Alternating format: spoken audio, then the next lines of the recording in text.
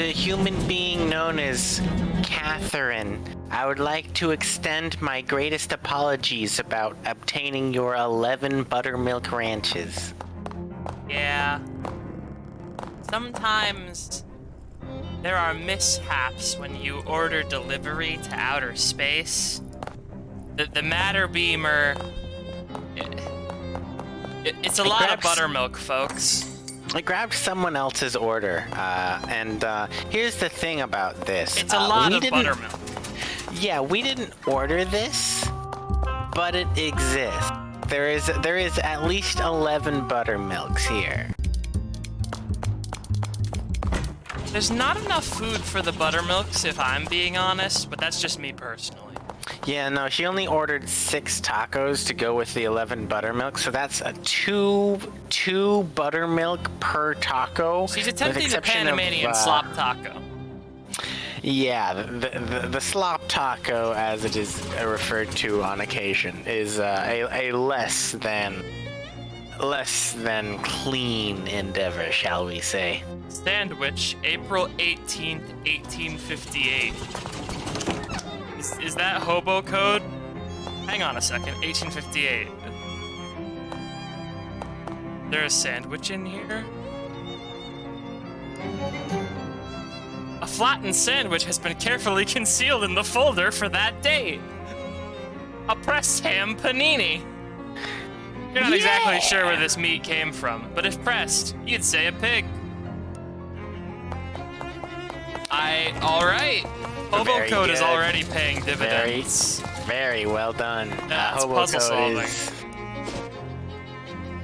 Alright. So, I guess there's the chop shop where the Tin Lizzies hang out. Managed to sneak up to Tin Lizzie's hideout without anyone noticing. You aren't going to stay unnoticed for long, though. This place is crawling with Lizzies. Unless your first move is to turn tail and run, I guess. That is certainly an option. This car looks terrible, but it smells great. You isolate and then confiscate the source of the freshness. This ingenious device consists of a cardboard tree soaked in some kind of nice-smelling oil. Stench armor, yay! That's funny. One of the most important items to very early quests in Kingdom of Loathing is an air freshener you hang around your neck, so you can get into the depths of the bat hole. A couple of Tin Lizzies are pretty busy trying to dismantle a car that is already thoroughly mantleless. It's like watching somebody try to scrape just one more sandwich worth of meat out of leftover turkey carcass. Ugh. Need to put a stop to this immediately. What with their magical flying wrenches? What if I just shoot some cheese at her? And her wrench, Parmesan. Presto Edamo. Or I guess it would be Edamo. Presto Edamo, that doesn't really work. It is Edam, right? I believe so. Cheese magic is stupid.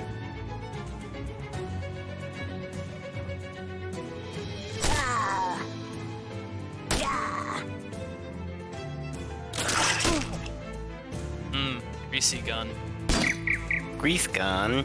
Please don't throw wrenches at my fucking bird. Bird can take it.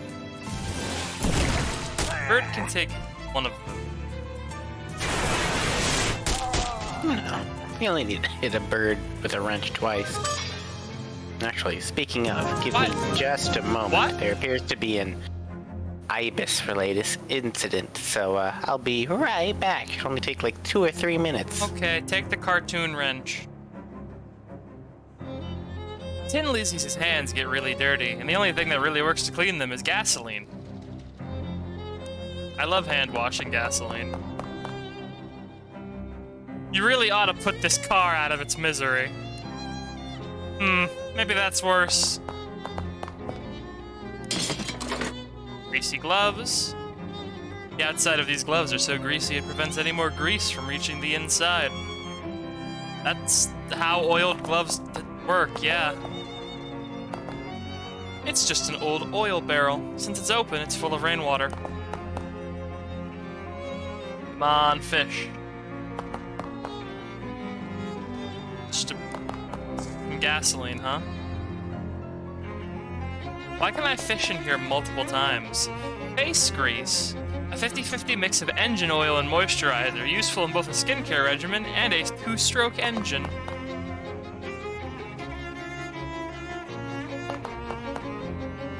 Welding mask. This mask will protect your face from being burned while you're welding or kissing candles.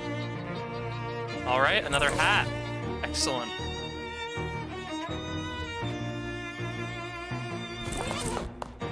A bunch of tin lizards are hanging out here. Their attention is mainly focused on something further to the right. The camera doesn't move far enough for you to see what it is. Ah! The tin lizzies have set me on fire.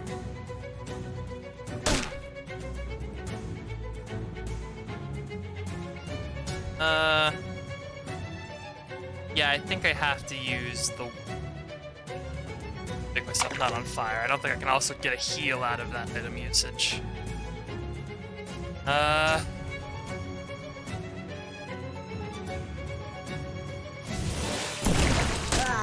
I don't want to get well.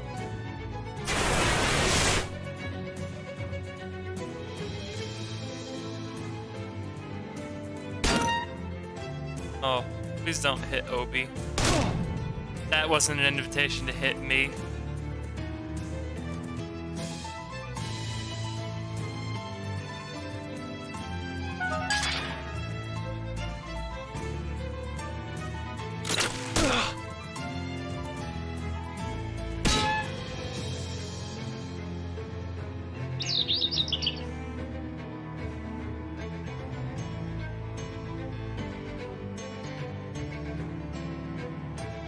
Yeah, I can spare a healing.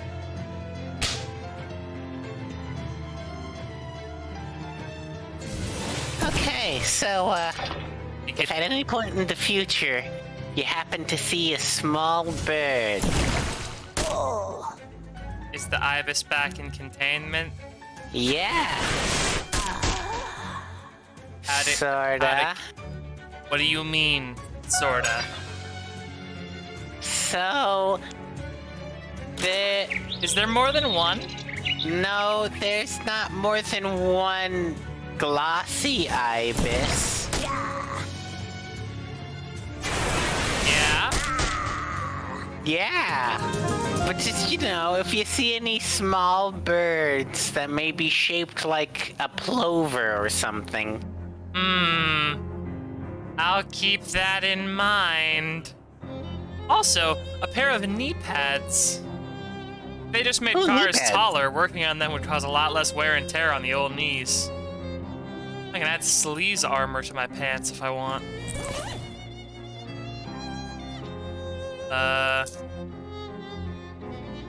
Pants are alright. I'm gonna wait until I get another good pair of pants before I use the knee. Say, Welding Vuppy, mask. you're fond of this game, right? Yeah. You wouldn't say it's too distracting, like, it wouldn't distract you from, say, an attempted jailbreak or anything, right? No, the ibis is still in the jar. Yeah, okay. I'm looking at the camera right now. Excellent, perfect, excellent. Yeah, cool. Just making sure. Up, you're starting to worry me. I'm just saying that the cause of the security breach earlier was maybe a plover attempting to break the ibis out. Oh, I see. We've got bird. We've got bird operations. Yes, there appear to be attempts at bird operation, and I wanted to keep it on the down low, but it does appear to. I did remember that birds cannot understand the language that we are currently speaking. Yeah, no. The only thing they can understand is when they go owie wow, and that communicates intent. So I just say bird slurs whenever I make that noise. I mean, I wonder why the ibis picks a fight with you so much sometimes. You know, it's because we're at war. War, of course. Commune's at war with ibis. Yeah. What do you want from me, huh? I'm just saying, maybe we wouldn't have to be at war with the ibis so much if you stopped calling them slurs so often. Sure. Probably. You're not going to stop, of course, but, you know, that is sort of why I love you. Yeah, I love you too. Right. Not sure if I have enough to actually, like, deal with the boss of the Tin Lizzies right now. That last fight was a little fraught. Eerie Music House. Ooh. As you're walking down one of Ocean City's residential streets on the way to where you're going, you hear eerie music coming from the upstairs window of a nearby house. I'm gonna continue to the boardwalk, but I'll head there in a second.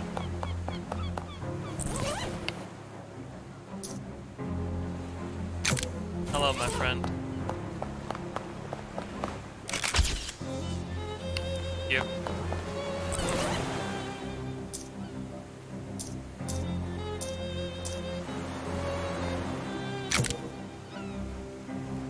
All right. Why does this guy need so many pictures of hats anyway?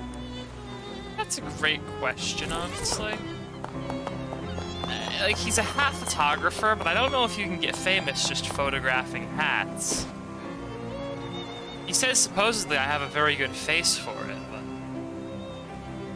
but... Obi stops at the entrance to an alley and looks around. Hold up a second. I'm hearing a familiar melody. I don't hear anything. I mean in a metaphorical sort of way. Something I'm right on the edge of remembering. He taps one foot in thought for a moment, then his eyes brighten and he snaps his fingers. Climbing up onto some trash bins, he pulls down a box that was wedged behind some drain pipes. Ha! What a thing to forget! Come to Papa, baby! What's that? He opens the box, revealing some smaller boxes and some tin cans. Genuine Cola Wars rations. Pork and beans. Hot tack bread, a whole can of cola syrup, and carbonation tablets. You were in the war? Nope. I can carry a tune, but my feet are flat. Plus, I got conscientious objector status on account of being a pepper. This stuff is army surplus I stashed away against leaner times. He's a pepper-like. Yeah, he's a pepper. Drink Dr. Pepper. You aren't planning on eating that, are you? Even in cans, it's still 10 years old at least. The beans and bread, no. This syrup, though, this stuff don't go bad. It goes... Ugh. He pulls out a church key and punches a hole in the can. What's this? And takes a swig. His eyes go wide. Woohoo! That's what I'm talking about! Opie's maximum HP increases by 5. That's a pretty decently powerful soda. I'll take your word for it. I appreciate the Steve MRE reference with the nice hiss there. It seems like a pretty normal house in a pretty nice neighborhood, but there's something odd about it. Some sort of uncomfortable energy that makes the hair on the back of your neck stand up. Maybe it's something to do with that weird droning tone you hear coming from inside, like a pained, inhuman moan constantly rising in pitch. Maybe that's it, yeah. So fun fact, this particular type of drone is not actually increasing upwards. It inspires anxiety in a lot of people because basically what it does is it immediately jumps down an octave the second it gets to the highest part of the drone, so it gives you the illusion of it continuously rising. It's... ugh, I don't like it. You knock, but hear no response, so you nose your way inside. That eerie sound is even louder in here. It seems to be coming from upstairs. Also, the owner's interior design sensibilities are a little strange. A bunch of books about music theory. Even the most basic one would be totally beyond you. A dusty, disused chess set. If you muted real quick, you could, like, reset the occasional music that is falling through in terms of, like, your mind, just because of how that's sort of passing. I'm not sure what you mean. So, like, you know how the pitch sounds like it's continuously rising? Yes. If you muted for like a half second and then unmuted, do you think you would reset where the pitch was in your mind? It definitely... You feel less anxious having just taken off my sound drivers for a split second there. The illusion's not broken, though. It is slowly coming back over time. Day stand. The plate rack is a statement piece. And the statement is, I have too many plates. Tea time was a long time ago. There's nothing left here but stains. The cabinet is full of backup plates. A shelf full of trophies from music competitions. It's a cabinet full of sheet music. You pull out a sheet, but it's all in German. Und du kannst keins durchgesprochen. Wait a second. Is the literal joke with this house that this is the guy that invented this note? I think so, yeah. Hey, buddy. A tired-looking man is playing a cello here. What? Who are you? Why are you in my house? Sorry for intruding, but I heard the music, and I guess I have an intrusive nature. I mean, it's made, not a dog. Well, I am Ernst Zimmer. Forgive me for not stopping, but it is vital I continue playing. Heinrich Zahn and a Hans Zimmer reference all at once. Alright. What are you doing? There is a darkness beneath my house. Did you check the fuse box? No, It's probably that, then. Listen to me. I had a dream, a premonition, of a dark rift appearing in my basement and growing until it swallowed the entire house. And then the neighborhood, and then the world. That's quite a dream. It was not just a dream. I went downstairs to check the basement, and there's indeed a rift. As of now, it is so small. I must keep playing this cello to prevent it growing any larger. I'm sure there's a rational explanation, I said with my wizard brain. Probably just triggered the light, plus your anxiety over that nightmare. You're probably right. Just an old man jumping at shadows, I suppose. Happens to the best of us. Don't worry, everything's fine. It's gonna stop playing. We're gonna walk downstairs and have to fight like Shadow Monster Ultra. Hi, Ernst. Hello. Yeah, I have a feeling I might have been wrong. Uh-oh. Maybe convincing Zimmer to stop playing his cello wasn't such a good idea after all. Shit. Oops.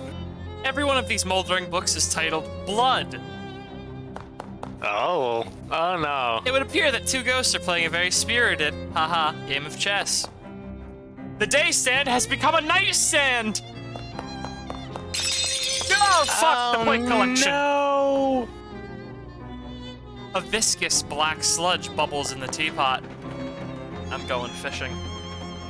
I'm going fishing. Now, this is a game that understands me on an This is earnest and serious level. That's Eldritch Mist. Also, this chair appears to be following me. Our good friend, Chair. You love bubbling black sludge, apparently. Moths have eaten all the contents and most of the container. Weren't there plates in there? What, This table has slipped the surly bonds of the floor. In that moth-eaten cabinet. Yeah. This chair is whispering.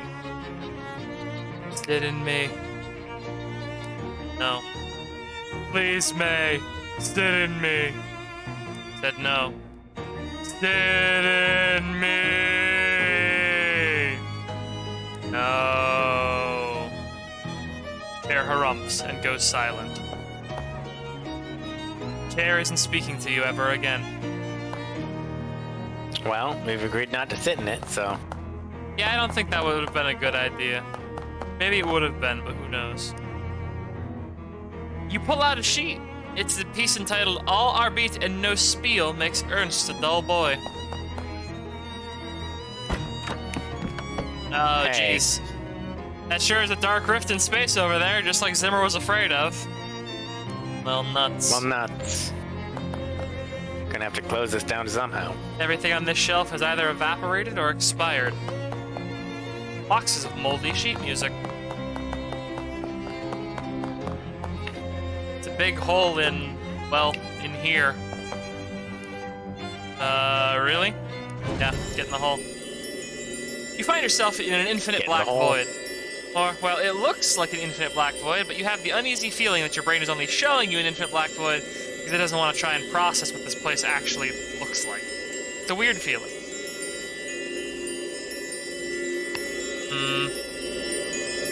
A throbbing spike of nega energy.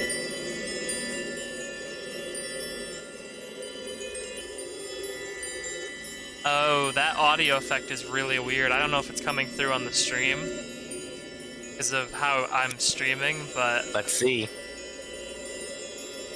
there is jingling that is very Yeah, strongly that's going away. stereo. Yeah.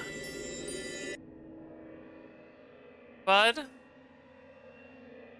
Come on out. This Come creature out, is built sweet more or darling. less like a large muscular person. If you built a large muscular person out of some kind of writhing black ooze and or smoke and or just plain raw darkness, it has a fist-sized glowing crystal embedded in its chest about where its sternum would be, and as you draw near you can feel it radiating invisible waves of energy.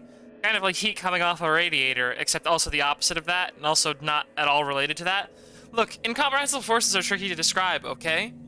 The creature shambles back and forth, waving its arms in a way that almost looks like it's dancing or praying or maybe just absent-mindedly flailing. It seems oblivious to your presence, although that will probably change pretty quickly if you try to interfere with it. Like, say, if you tried to pry the glowing crystal out of its chest. Methinks you need to pry the glowing crystal out of its chest. Don't know why. Looks weak, almost docile. Hey, give me that crystal.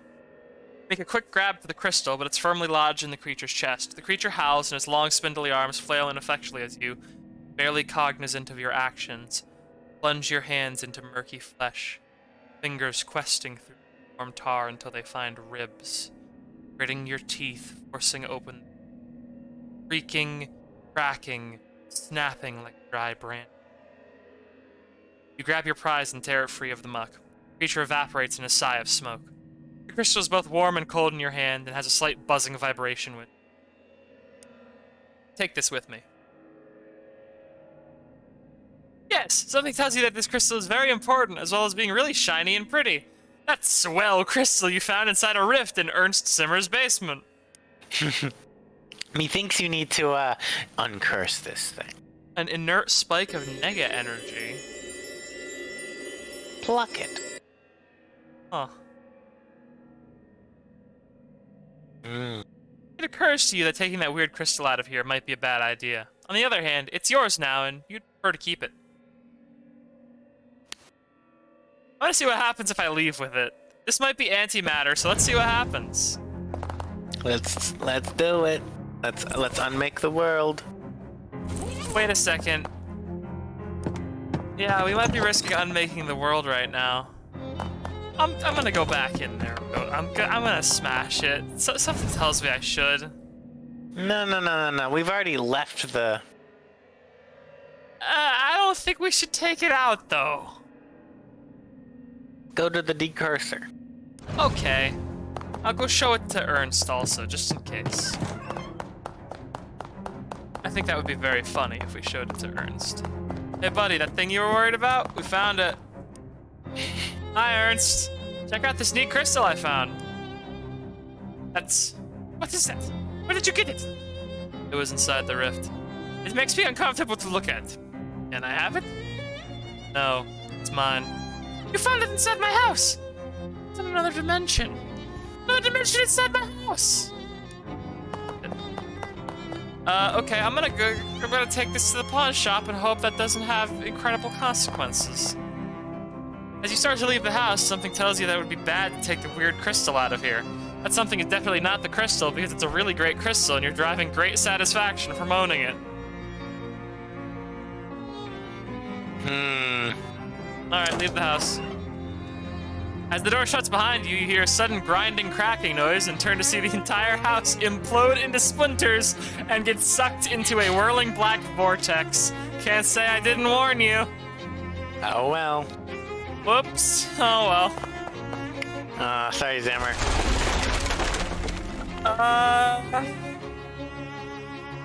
Let me see if this command is still working in chat. Yeah, alright, we're just gonna add Zimmer to the death tally. Oops. Shit. Well, Bring it to, That swell crystal you found inside a rift in Ernst Zimmer's basement. It's probably your favorite possession. Yeah, we need to bring this to the decursor immediately. Oh, no house! Oh, shit! There is no house here. Oops. Oopsie doodles. Oh, God. Oopsie whoopsies. I think we might have made a legitimate mistake here. I don't think there's enough walkthroughs of this game online for us to know if that was a legitimate mistake.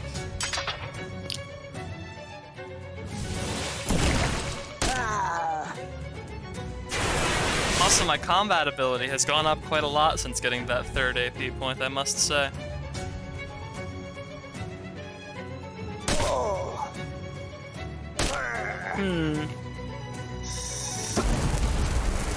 I'm really worried that this crystal might not do anything and we might have gotten better rewards from smashing it, but it's too late to worry about things like that.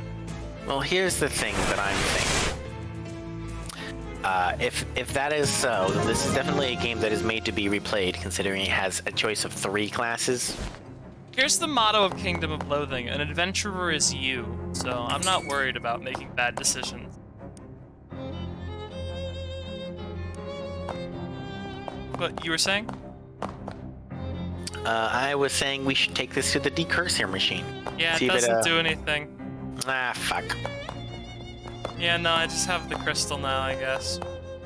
Let's see. I'm gonna look up Rift Crystal and see if... It's Murray's desk piled with books and papers. You get a weird feeling about it for some reason. Also, be careful of spoilers, at least, because this is a story-based game, for me. Yeah. Nestled among the books and papers is a book of old, but still valid postage stamps with a few missing. They're surrounded with a haze of weird, shadowy energy, but you can still clearly see the illustrations of cute dogs on them. Wait a minute, cute dogs? That's just like the stamp that survived your luggage fire. Oh dang, of course! That stamp is what destroyed your luggage. All your best stuff was in there. Your clothes, your teddy bear, that tears it. The shadow business has become personal. I mean, it was personal already because of Murray being your uncle and all, but it's extra personal now. You were saying, Gub? Good news. This game is so new that we don't have any walkthroughs up, so the only thing I found was an overview of the Shadowlands from the Ravenloft Wikipedia. Fair enough. Grr. What's up? These stamps have shadow gunk on them. One of them killed my luggage. Oh my gosh, I guess that was my fault. I ran out of stamps and found those inside Murray's desk. I didn't even think to test them. I'm so sorry. It's not your fault. It's whatever's causing this damn shadow stuff. I'm definitely gonna put a stop to it. Wait, how many of these stamps have you... Just the one, thankfully. The rest must have already been gone when Murray found them.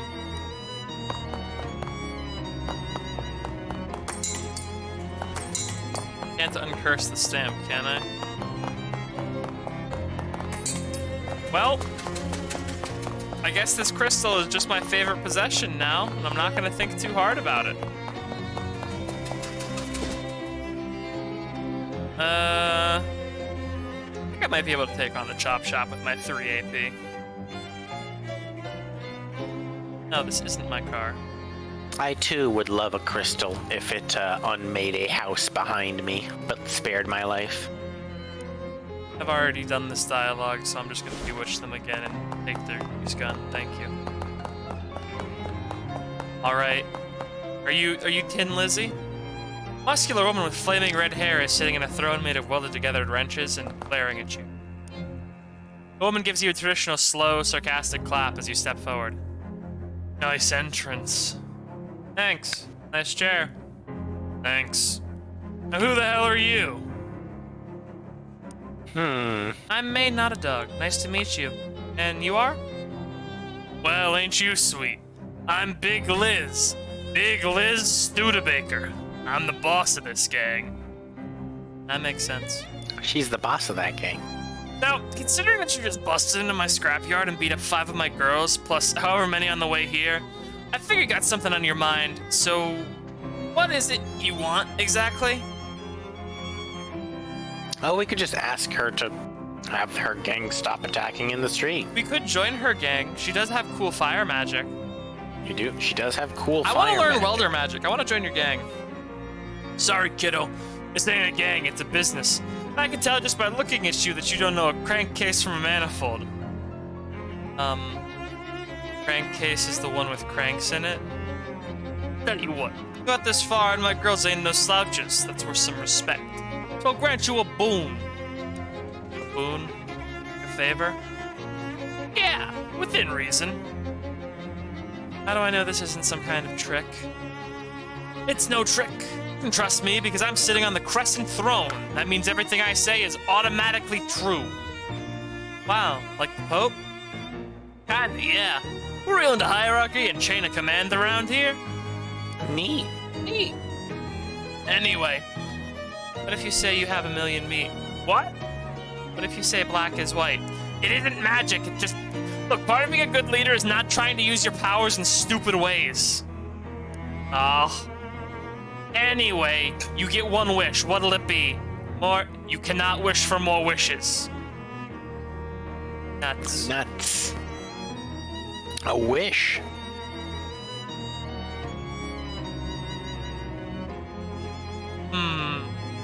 What do we want? We want to fight her? We want prizes? I don't care about her girls fighting me in the street because that's free XP. We could sit in her swell chair and get infinite wishes. That would be good, yeah. But what if she takes that as a challenge and tries to fight us? Then we'd have selected fight anyway. What do you think prizes will be? You think prizes will be worth it? What if she just gives us a grease gun? Alright, I want to sit in your swell chair. Nope. Oh, come on. Just for a second? Only the boss of the Tin Lizzies can sit on the Crescent Throne. Sorry, kid. That stinks. Come on, let me sit in your chair! You waggle your fingers at her and do that trick where your pupils go all swirly. It's perfectly safe and couldn't possibly result in any problems, I promise. Well, alright, but just for a second. Yes. Big Liz stands up and you take her seat on the Crescent Throne. It's cold and not very comfortable, but it does make you feel pretty powerful. Wow, great. Glad you like it. Now get up. Nah, seeing as how I'm the boss of the gang now, I think I'll enjoy it a little longer. What did you say? I said I'm the boss of the Tin Lizzies now, and I said it while sitting on the Crescent Throne. Twice? Nice try, Dipstick, but the power of the throne doesn't apply unless you already are the boss. I was the boss as soon as I sat down. You said, while sitting here, that only the boss of the Tin Lizzies can sit on the Crescent Throne. Here I am, sitting on it. Ipso facto, I'm the boss. Why, you little... The first change I'm making is that from now on, changes in gang leadership can only occur via a written agreement from the current boss, which is me. Promise you wouldn't cause any problems. I don't see any problems from where I'm sitting.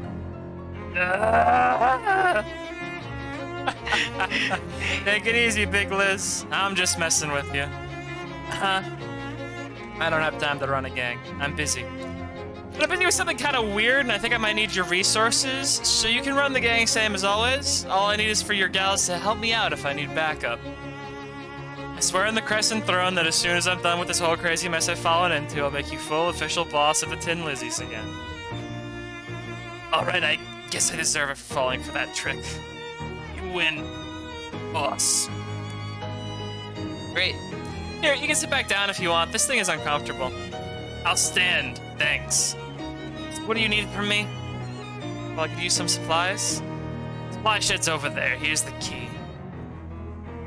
Chop shop shed key. It's the key to Big Liz's shed at the chop shop. Hopefully it's easier to use than it is to say. By commanding underlings with the poot sounds made by this whistle, you'll be a real tin poot dictator. I can summon Tin Lizzies now. This is how you be a cheese wizard. We have stupidity and intelligence. Well, the Crescent Throne is yours now. You can drag it back to your room if you wanted to. Okay, do that. Right, do that. Excellent. The Crescent Throne, your birthright. You sit in it for a moment and reflect both on your power and responsibilities. You have surveyed your kingdom and decided which parts of it need to be hit really hard with a throne wrench. Nice. It's a ranged attack? No, this is a magical weapon. For now, I think I'm going to equip I don't have any mystical weapons that do ranged. I don't know if these songs count. I guess we'll find out. But, that went alright. I'm gonna go back there and get those supplies. While meandering the streets of Ocean City, you encounter a man carrying a medium-sized piece of luggage. Not brief enough to be called a briefcase, but unsuitable as a suitcase for more than 2 suits. Hey there, friend. You look like someone who appreciates a fine pair of pants. Do I? Does that even look? Astute, discerning, even, dare I say it, perspicacious. I've never met anyone who dared to say that word. Listen, I've got a pair of pants here that's gonna knock your socks off. What? He opens his case and pulls out a pair of slacks that are oddly stiff and shiny. Feast your eyes on these, baby. What's up with... They're waxed, guaranteed grease-proof, and they're yours for only 20 meat. Would you wear waxed slacks? If I needed to get grease to stay off me, yes. I am in fact going to put my knee pads on those, so those give me grease armor now. So if I have to fight something disgusting, I will have just the most powerful legs in the world.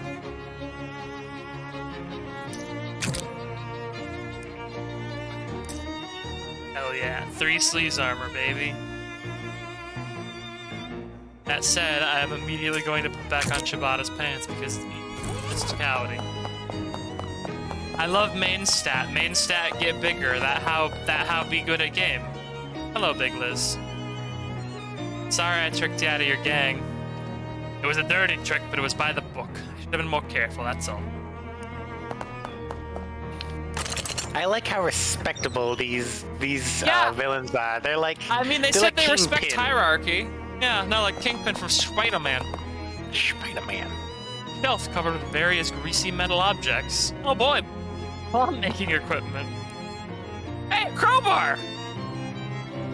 This is a tool for prying things open, like the door to a saloon for ravens, or a crate containing a tiny tavern for magpies, boarded up windows of a speakeasy for jackdaws. You get it. And the chopped-off car door. Oh! That's not too bad of a shield. Considering using that instead of my pocket watch, because it also does damage. He like doing damage. Damage bigly. Stink bomb. Bink bomb. Scary bomb. You put the mist inside a bomb, making an already scary thing way scarier. Oh, Comfort bomb. Yeah, it's full of hair gel. Aw, that's cute. Every day on this calendar just says crimes. Antifreeze is delicious, but it's poison. Full schedule. A bunch of repair manuals for cars you've never heard of, except one of these books is about weapons instead of cars. Huh. Advanced weapon repair techniques? You know enough about weapon repair to tell when it's needed, but not quite enough to do anything about it. Weapon durability is unlocked. You read the book. Huh, turns out you're supposed to repair weapons after using them for a while. Who knew? You go to put the book away, but realize with your newfound knowledge that its spine is broken beyond repair, so you throw it away. Oh no. Oh god, no! Have we made things worse? I have weapon durability now! But I don't know how to repair things! I don't know if it does anything, though. Guess we'll fucking find out. I think it would be very funny if it makes it, like, better or something. An old school blacksmith's anvil. This must be where they work on the really vintage cars. You know how to repair things, Lizzie? No, of course not. I assume you have people or magic for that. Alright.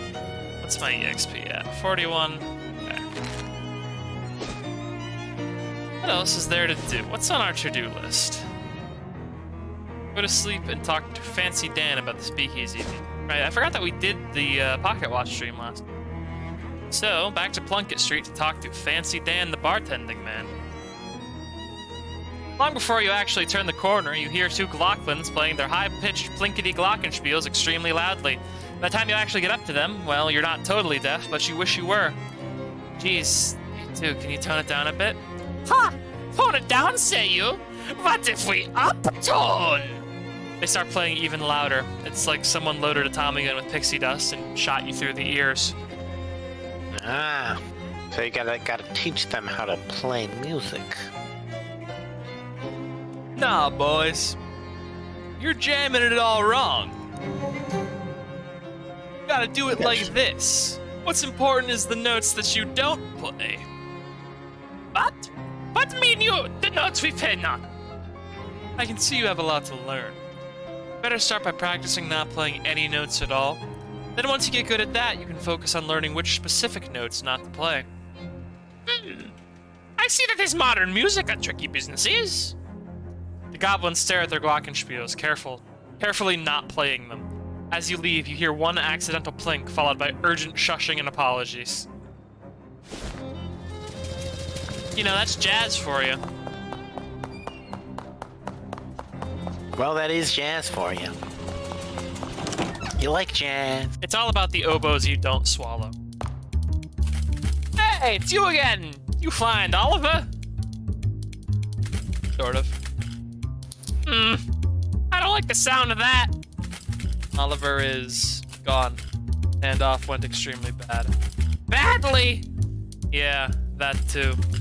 You go over the events at the fridge factory. Fancy Dan makes a variety of faces at various points in your story, because Fancy Dan is a good listener. Oh, Fancy Dan, thank you for being such a good listener. Oliver was carrying this with him. Dan skims the deed. Says here that the ownership of the speakeasy is automatically transferred to whoever has physical possession of this deed. Is that legal? None of this is legal. Oh, yeah. I guess you're my new boss, baby. Let's have one drink to mourn the old boss, and then another one to celebrate the new one. Good idea, Dan. I guess we ought to change the name since, well, Oliver's Place is no longer Oliver's Place. I suppose that's right. Got any ideas? Well, you could go traditional and just call it May's Place, or something hip like the Purple Door, or something incisive and avant-garde like, I don't know, Noblesse Oblige.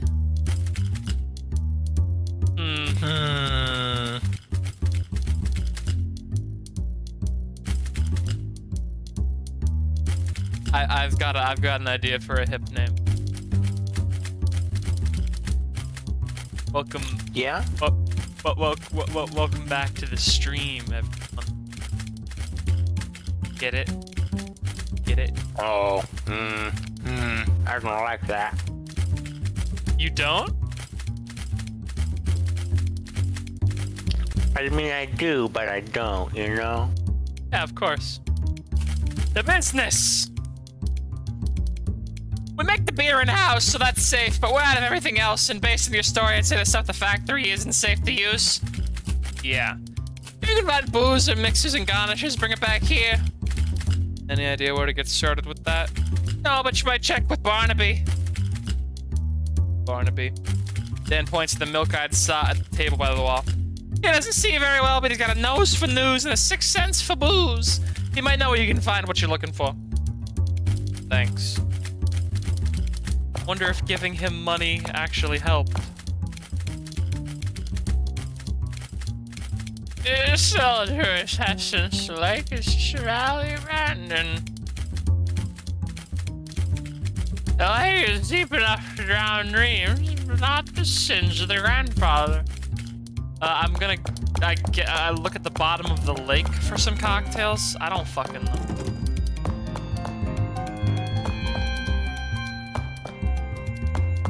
Oh, some hobo code. The code says, grapes under here. You quickly pry up the tile, and sure enough, there are grapes. Oh, hey, some floor grapes. Hey, Fancy Dad, I found some floor grapes. Oh shit, floor grapes. Floor Grapes, eh? Well, when life gives you flow grapes, make flow wine, baby. I'd like some floor wine, thank you. Had some wine and you're feeling fine. Drink the wine before you remember where the grapes came from. Oh no. Alright. Good night, everyone. Hey mate, before I go to bed, I need you to approve a new tenant for the storefront next door. What? Why is that up to me? Somebody's gotta do it. There's 3 applicants for the place. Okay, what are they? The first is La Table Enchantée. It's like a Diane kitchen store, magic utensils and the like. It's like in his truncheons and bludgeons. This fellow is really excited about weaponry. The last applicant is Bertram's Bakery. Bert's a buddy of mine from the restaurant days. He makes a good loaf. Do we want to gentrify the neighborhood with molecular gastronomy, garlic presses, and butter foamers? No. I don't think we should, bakery. I mean, we're a cheese wizard, so the kitchen stuff might be good is the problem. No, my thinking is that's exactly why we go for the bakery, because we're a cheese wizard. You know what? Fair enough. Get us a loaf. Thanks, Charles. Okay, I'll get him moved in and get the next storefront ready for applicants. Sorry, am I a landlord? Or is this like one of those things where I'm the person who lives in the neighborhood, so I'm the only one who gets a vote? We're an anarchist neighborhood, but I am the only person who is allowed to get a vote on these issues. Alright, time for nappies. You're the only person that votes. Just in general.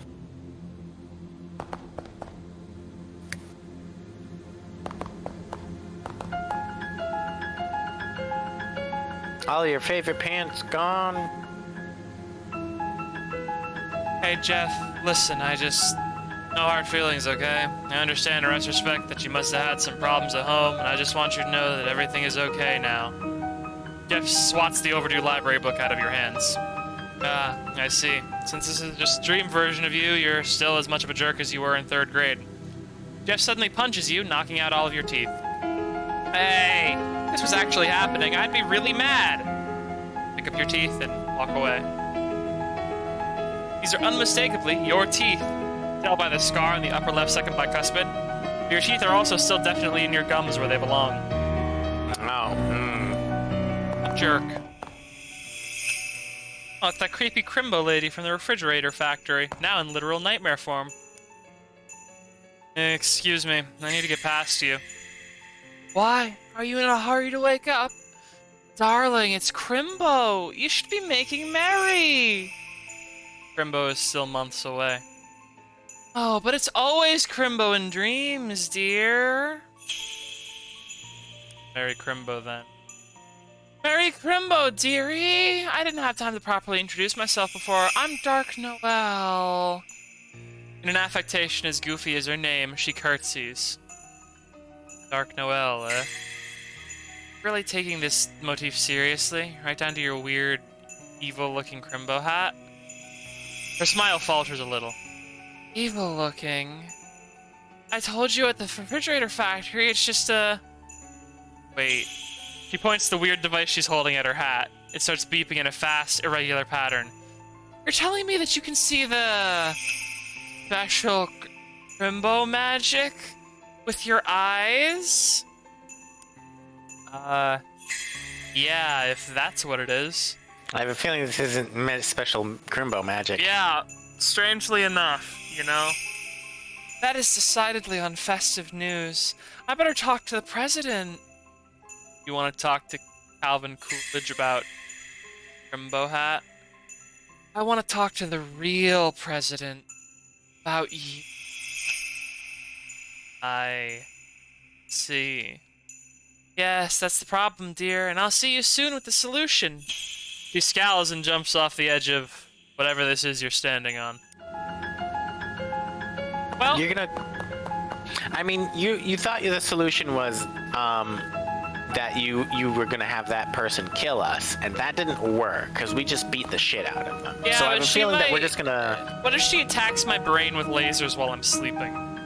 Well, if she attacks your brain with lasers while you're sleeping, you're just going to turn into a dinosaur because this is west of Loathing. Well, shadows over The Loathing. Melting Mind. You're not sure what kind of book this is. Avant-garde social commentary?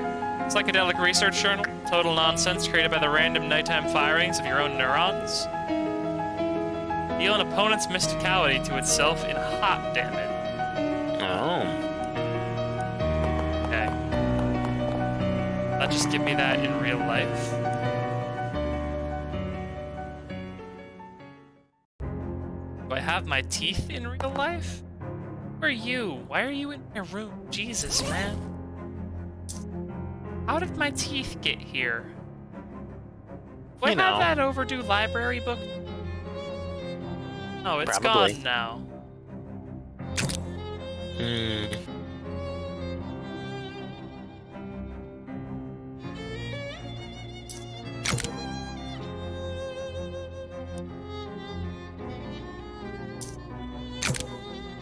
You read the weird book, including all the several page-long footnotes, the parts in different typefaces and orientations, the parts written in languages you don't speak. Mind melt. The brain is similar enough in texture and composition to cheese for a skilled wizard to manipulate it. You can't help but think there's more to the story than this, though. Maybe you should read it again. Huh. Okay, I might put some points into that when I get the chance.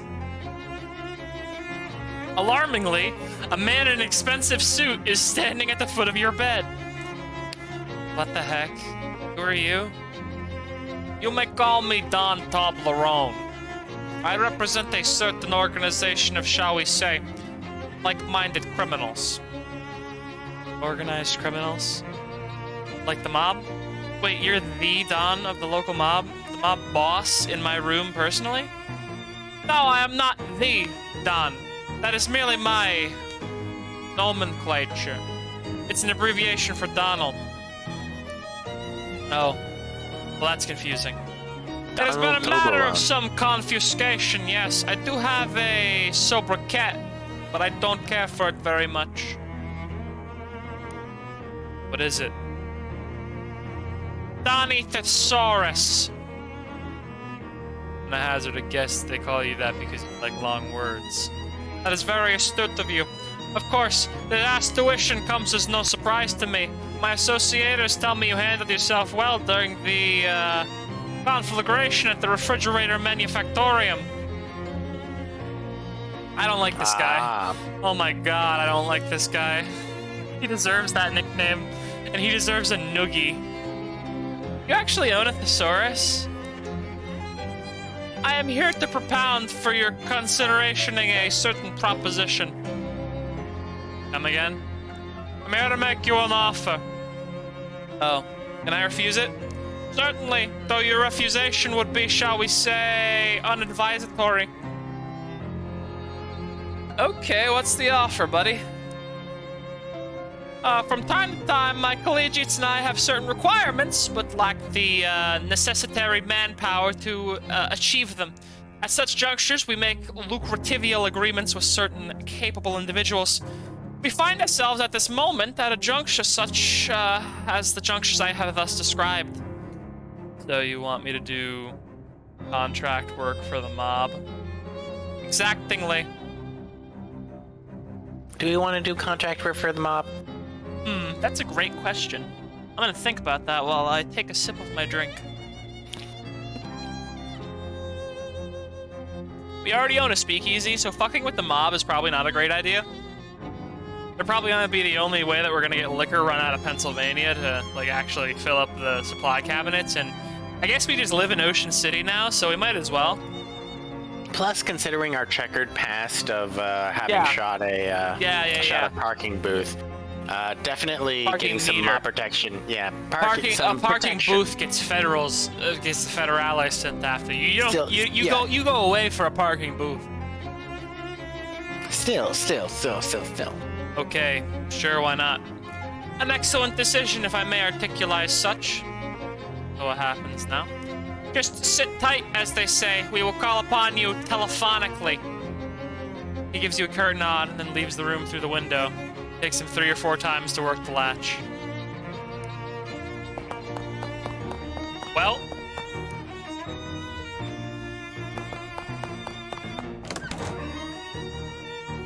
Hey there, May. How'd you sleep? Fine, until a mob guy crawled in my bedroom window. Oh yeah, that window is pretty lousy. Anyway, the next antique I need you to find is a compass. The directions kind, not the circles kind. The Detectivetron sits out near Crystal Dream Lake.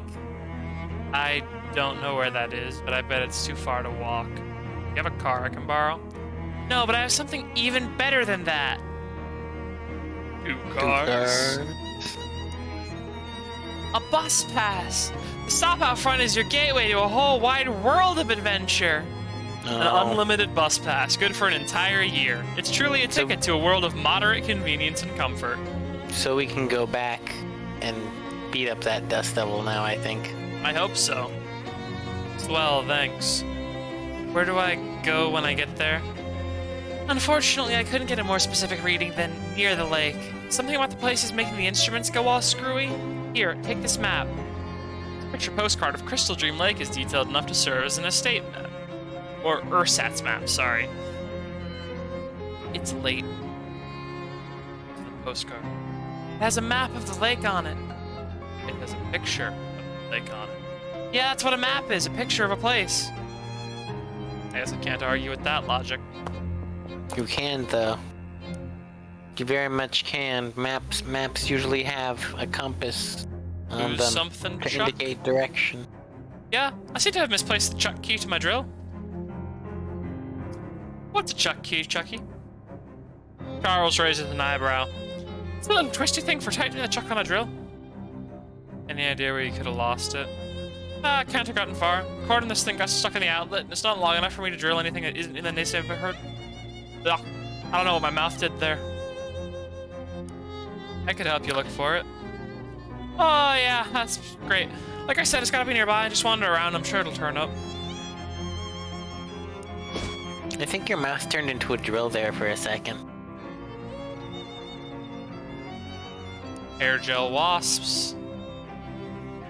Alright. Gonna wander around near Plunkett Street. Correct the IRS agent. Hop in the cap of a red pen. You lean through the window. You lean through the window over and make a few improvements to his work. You pat him on the head and walk off whistling as he shouts terrible curses at your back. Honestly, there wasn't all that much to correct. You see a glint of metal underneath a nearby bush. Hey, it must be that thing Charles Wallace lost. Oh, Charles Chucky. Yeah, it's Nice. Chucky's Chucky. Yeah, found it. Yeah, that's it. Thank you. Where'd you find it? Under a bush. Oh yeah, probably that bush I was drilling holes in the other day. Well, now, what can I do for you? Nothing right now, Charles. He's a real normal guy, you know? Why was he drilling holes in a bush? He's a real normal guy, you know? I mean, what do you want? Oh, Obi. Why do you say that so forlornly? You're sad for him. Whenever I say Obi, I imagine Garfield kicking this mutt off the table. Also, it doesn't look like I can go back to the intro. I can only go to the lake. Oh, Oog. fuck. A spooky forest. Aw, man, a spooky forest. I don't like those. Well, it's already got a piano, so this is pretty fucking spooky, yeah. Spooky, I don't like that. Hello, sir. Lighthouse keeper, presumably. Excuse me. Are you the lighthouse keeper? Sorry to bother you. My name's May, not a dog. Red leather, yellow leather. Red leather, yellow leather. You okay? I just ain't talked out loud in a while. I get rusty. See, lighthouse keeping's a lonely job, huh? Well, it's solitary, that's for sure.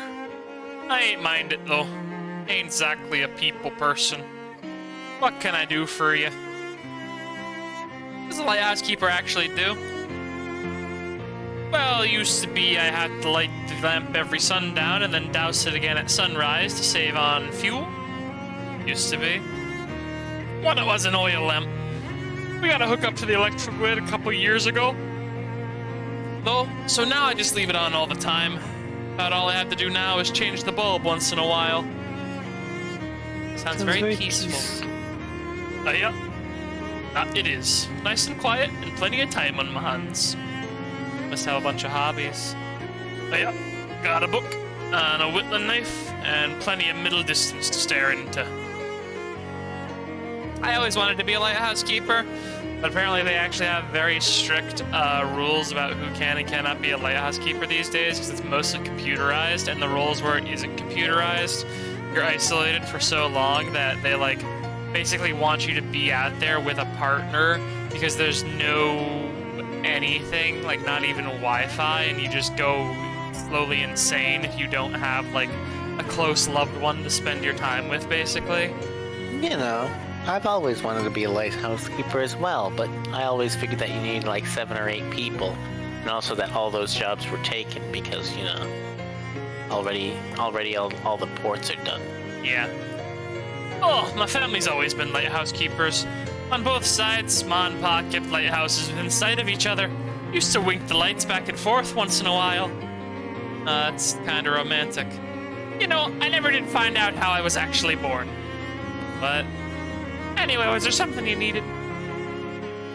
You seen an old compass around? The directions kind or the circles kind? Why does everyone keep asking that? Directions.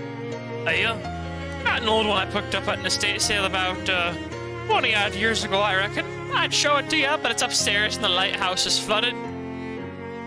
Flooded? Flooded right up to the top. Have a look through the window and you might see a fish pass by. How did that even happen? Pump broke! No, I mean, how does a lighthouse just fill up with water? We aren't even below sea level here. Something to do with the tides, I reckon. The lake. Anyhow, I need a Glaxton valve to fix the pump. There's a hardware store down the road a piece if you have a mind to help out. Through the window, you can see that the lighthouse tower is entirely filled with water. The lighthouse keeper has put a little cork in the keyhole. This is a nice chess set. Did you whittle the pieces yourself? Yeah. Took me 16 years. It took you 6 months to carve each piece. Oh, it's one quicker than the tall ones, but more or less, yeah. The horses were particularly tricky. No sense in rushing it. Play with me. Can't. Already got a game in progress. The only piece that's been moved is a single white pawn. Yeah? I went first. That was about 2 years ago. Who are you playing with? Nobody.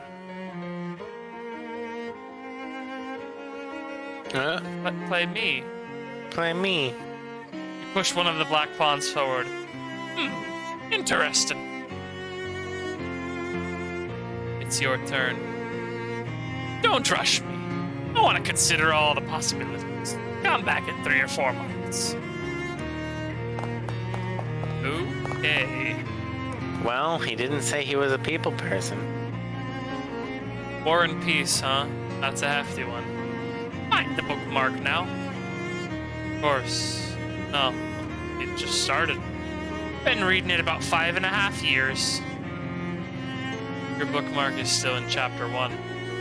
I just got about up to the last sentence of it. I've been reading 1 word every day. War and Peace is almost 600,000 words long. Yeah? Don't tell me how it ends.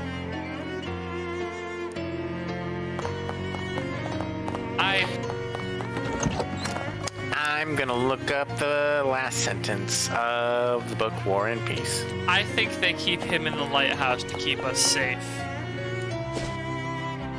There's no other explanation. The last line of War and Peace is, In the first case, the need to renounce the consciousness of a non-existent immobility in space and recognize a movement we do not feel. In the present case, it is just as necessary to renounce a non-existent freedom, recognize a dependence we do not feel, which means that feel is the last word in War and Peace, and is the biggest spoiler Peace of have all a time. plot, or is it just like a philosophy book that's very long? I think it is an incredibly long philosophy book about fucking what it means to be at war. Yeah, I can't say I'm that interested in reading it. I say as I read more than that for the sake of the stream. After a short hike, you find a small hardware store nestled in the sparse woods surrounding the lake. It's the very model of a down-home country hardware store, except it doesn't have any old-timers sitting out front chewing the fat. Maybe it's their day off. Maybe they ran out of fat. Hobo sign. I choose to believe that the hardware ate them. Code reads, nice man, ask him for candy. Neat. You don't understand the purpose of any of these tools. You know, this game is making me feel like I could probably make a video game. Just looking at it, there's something about this that makes me feel like if I tried really hard, I could probably make a video game. Probably. That's inspiring, I think.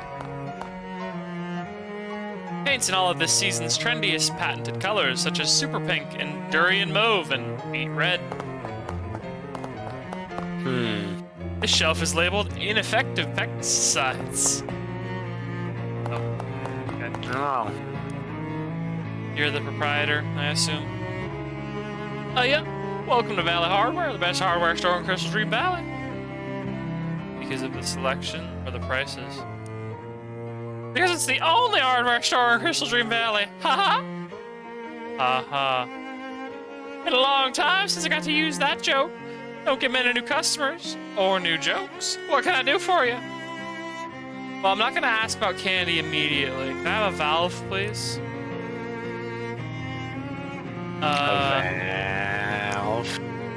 It was a Glaxton valve. Yeah, he needs a Glaxton. He needs a Glaxton valve. Glaxton valve? Well, shucks, they stopped making those things nearly a decade ago. I guess there's a slight chance there's still one in the back room. Ain't been back there since termites got at the inventory, or maybe after it got flooded. Anyway, it's a real biblical style of disaster back there. Here, I'll unlock the door for you so you can take a look around. If you can find a Glaxton valve in that mess, you're welcome to it. Mind your step in there. Thanks. Can I have some candy? Why, sure. Here you go.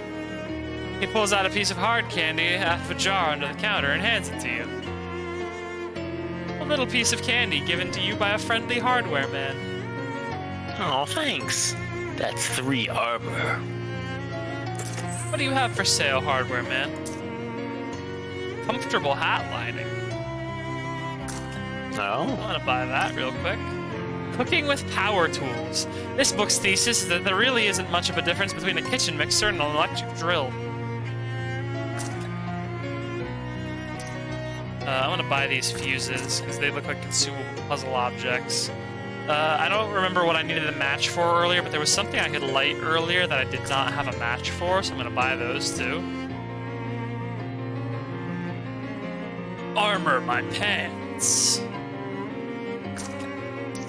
Steel-toed boots, huh? People will hear you coming.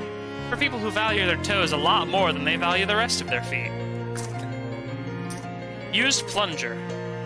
There's almost nothing in the world as unpleasant to think about as somebody else's toilet plunger.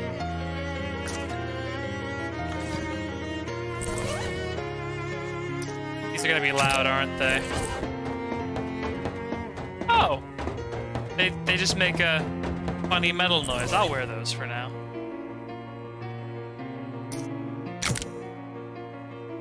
Hey, wait a second. That sounds... That noise of walk sounds familiar. How so? I'm gonna need you to walk a little bit more with it once you're done here to Alright. test my hypothesis. I'm gonna reinforce my waxed slacks so that they are even more tanky.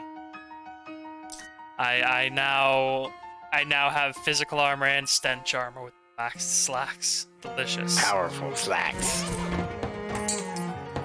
All right. That's a stock sheet metal walking sound effect, isn't it?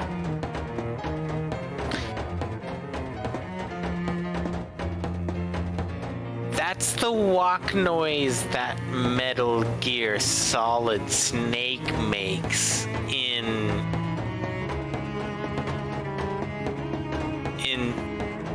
what is it? Snake Eater? Oh my god, I think you're right. It's the air vent, or like the metal floor run cycle from like the first Metal Gear Solid, isn't it? You know, the one that actually like indicates that you're making noise that people can hear you. People will hear you coming. Yeah. Jesus God. The flood? Seepage has caused this concrete to become set in its ways. Good thing you don't care what month it is, because this calendar is worthless. The shelf is empty, Looking door. but even the emptiness is somehow dirty. How much of a door has to be gone before it doesn't count as a door anymore? Something's wrong with this door in a way that termites and flooding doesn't readily explain. Step through the hole in the door and immediately feel a sickening lurch in your stomach and a burst of "this was a bad idea" in your mind. Like when you hit the first drop on a traveling carnival's rusty and hastily assembled roller coaster. After a moment, when the feeling has subsided enough, you open your eyes and look around. It looks like you're still in the same place you were, except someone came in and cleaned everything up while you weren't looking? I don't think that's true. Stacks of we're boxes somewhere neatly else. labeled. Yes. Shelves of neatly organized hardware that definitely hasn't been destroyed yet. Yeah, I'll take a compress. The 1979 or 1917 calendar on the wall by the desk. It looks brand new. Oh. As you leave the storeroom, the shopkeeper spins around and you both stare at each other in surprise. You because the shopkeeper looks quite a bit younger than he did when you went in there, and him because, hey now, what in the heck are you doing in my back room? How'd you get back there without me seeing you? I'm termite inspector. I didn't call for any termite inspector. No, I do surprise inspections, so the termites won't find out in advance. Well, how'd you get past me? Very good at my job. Huh. Well, I don't expect you found any termites. I make my own custom pesticide. Yes, it seems to be pretty effective. Might have to go back in there for a follow-up checkup later, though. That's fine, I suppose. Just don't move stuff around too much. I like to keep it tidy back there. No problem. Hey, wait a second. We're back in time when you can buy one of those. Yeah, I could probably just buy a Glaxton valve, right? This shelf is labeled with dangerous pesticides that you're pretty sure were banned years ago. So the thing about that, one of the most effective pesticides that almost eliminated malaria basically doesn't kill anything except insects and also bald eagles. We had to basically globally ban GDRP as a pesticide because like it would just kill birds instantaneously, which is sad because apparently because of its application in a lot of places we did almost eliminate malaria globally as a disease because we were just also eradicating mosquitoes. You know, as you do. But yeah, birds were literally just dropping out of the sky, foaming at the mouth. So, yeah, we had to ban it. Ooh.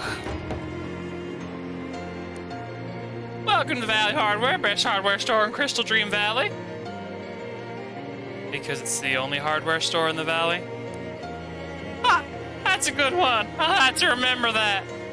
I'm sure you will. What can I do for you? Outhouse rentals. You're renting outhouses. I mean, you're renting outhouses. Yeah, at least I was. Now that indoor plumbing's starting to get popular, there's no market for them anymore. Just got the one left, and after that I'm calling it quits and putting up new ones. Or calling it quits on putting up new ones. I rent the last one. Yeah, sure thing. It'll be 200 meat up front for the installation, half that each month afterwards for maintenance. What maintenance do you do? I dump some powdered lime down the hole, clean out the ventilation pipes, and check for splinters. Once the pit starts to get full, I'll move the outhouse over a couple yards and dig a new one for you. Plus, you get a free subscription to the local newspaper. Ah, that's what the benefit actually is. It's the local newspaper subscription. I have 200 meat, don't I? Or did I spend under 200 meat? You might have spent over 200 Okay, I might meat. have to sell some of my excess items. I'd like to buy one of those new Glaxton valves. Oh, sorry. Government fellas bought my entire stock. What? Hey, for the big dam they're building, I can order you one, though. How long would that take? 6 to 8 weeks. Do you mind holding on to it if I'm not back right away? Oh, sure, that's no problem. How long you figure? 11 years. What? No. Forget how I said that's not a problem. Well, nuts. Listen, I can tell you they bought a heap more Glaxton valves than what they're gonna need for that dam. If you go up to the work site and make it the foreman to sell you one of their spares. Where is it? Southeast end of the valley. You got a map? Well, I have a postcard. Crystal Dream Lake? I never heard of that, but it's got a little picture of a dam on it there. See? That's about the same place relative to here. Great. Oh, you made this lake, I see. Huh. I hope that's not relevant. Not for sale. Oh, it's basically the same stuff, but the plunger is brand new. You know, intellectually, that a brand new one of these cannot be dirty. This knowledge does not change anything. Oh, 1 second, does it actually... First of all, sell some stuff.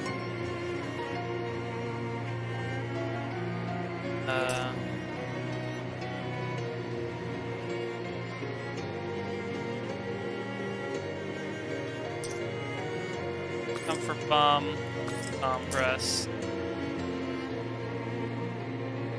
I have decent stench armor. I do, in fact, want that outhouse rental, so I'm just gonna sell 2 ones. Yeah, so the plunger just doesn't do stench damage when it's new. It does the same amount of damage. That's very funny. Can I rent the last outhouse, please? Yeah. Great! Where do you want me to put it? I don't know. I heard impulse shopping but buying an outhouse when you don't actually need it. That's a new one on me. Listen, that thing ain't going nowhere. Why don't you just hold on to the meat and come back when you got a plan? Okay, fair enough. I guess I think we're we going have to go to the place dam in the that. present, right? I can't go to the map. Yep. We have a map in the present now. 2 things which are hard to describe, but let's say they're more or less like smoking holes in space, through which you can see faint light of distant dying stars float up to you with an air of menace. 2 orbs squint at you, and Dark Noel's voice echoes inside your head in a way that makes your eardrums itch. Well, well, it isn't my favorite holiday party crasher. Perhaps I need to be more explicit about the fact that you weren't invited. I don't really get the holiday thing. I like Crimbo, okay? It's my thing and I'm sticking with it. You must have had a weird childhood.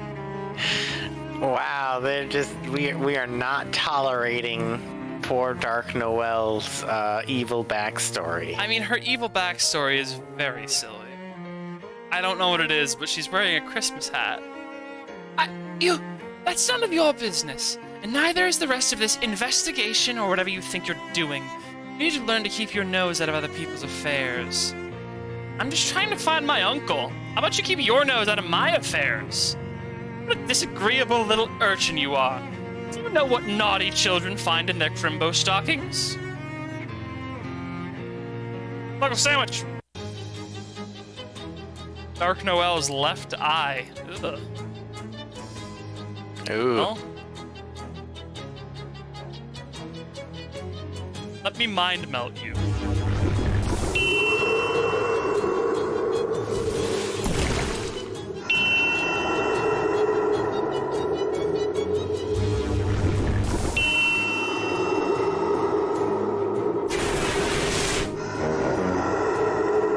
How did my mouse cord get underneath my computer charger? Yet again. This always happens.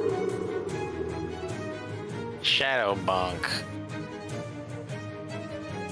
The most evil bonk you can do.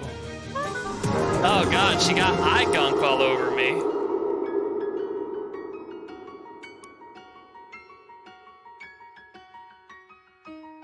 It's a long walk to the dam. Glad that I have Obi here to canoodle on his oboe. This, what do you call it, is huge. Damn! There's a lot of water in this pipe. I better go fishing. Fish in a sack. You can get more fish out of this. A slum munchkin.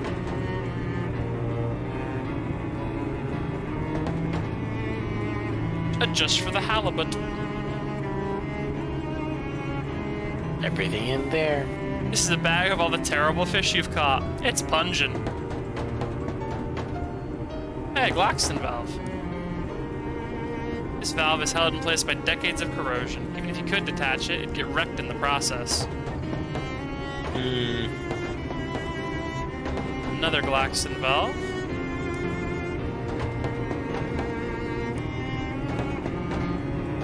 Some hobo code. Neat hidden pipe. Oh, hey! And another one of those weird doors. Let's hope that repeated exposures to these isn't giving your ancestors cancer.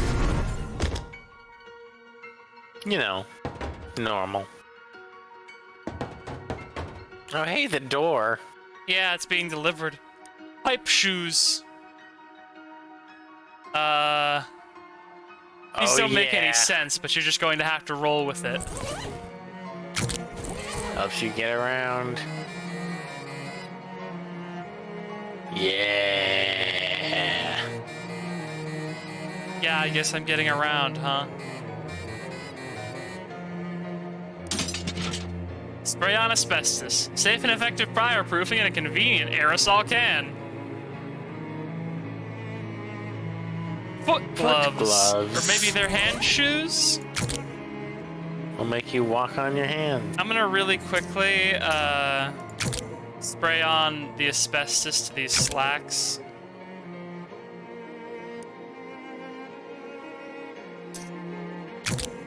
Most powerful slacks ever known. Yeah, I think I'm just gonna make these slacks as powerful as I literally possibly can.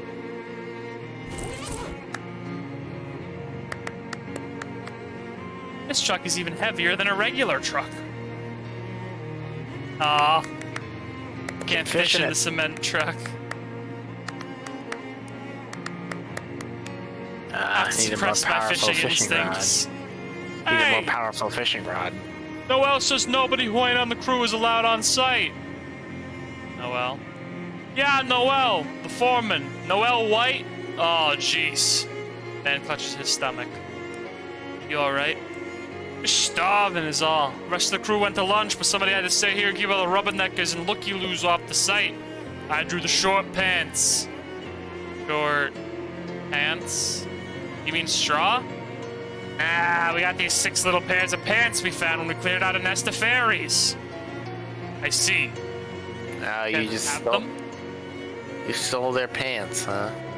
No, because then we'd have no way of picking who stands guard. Oh man, I can't believe how hungry I am. You think I'm gonna turn inside out? About that table over there that says lunch? There's a reason everyone left the site to eat, pal. You don't want to eat what Noel considers lunch. How bad could it be? Is it jellied eels or something? Kill for a jellied eel. Noelle brings these sandwiches that are just a bunch of peppermint sticks between two big bland sugar cookies. You can get a stomachache just watching someone else eat one. Ugh. Sounds awful.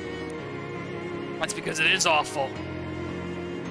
So, for the last couple of years, there's been like a quiet build-up over the Christmases that like there's been some horrible eldritch entity called the Silence invading, tied to some mimes. Oh, If we see any mimes, I'm gonna be really upset. Oh. Have some cheese loaf, my dude.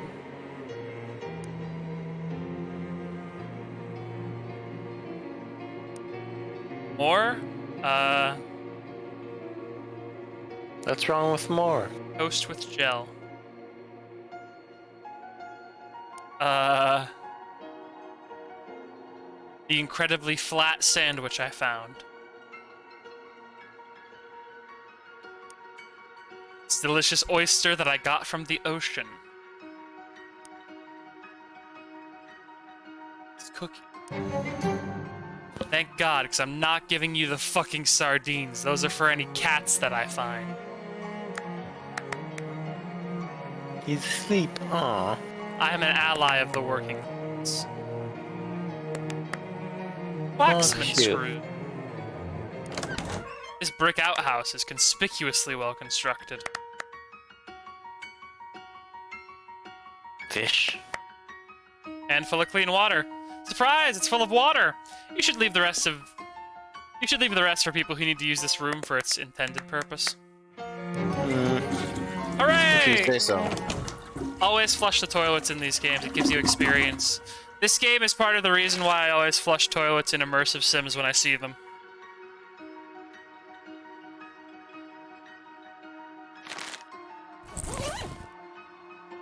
I wish I had a magical ranged weapon. That's what I would like. All I have But I are my wouldn't tongs. give for some sort of a wand god. Yeah, or a wizard pistol. Oh, hey, Glaxton valve. There's only one left. Good thing I got here when I did. Oh boy. I hope this doesn't have disastrous consequences in the future. Oh.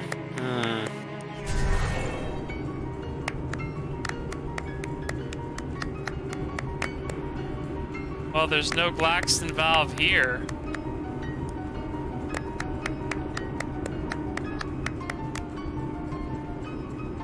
I'm gonna remember to put that back when I'm finished with it.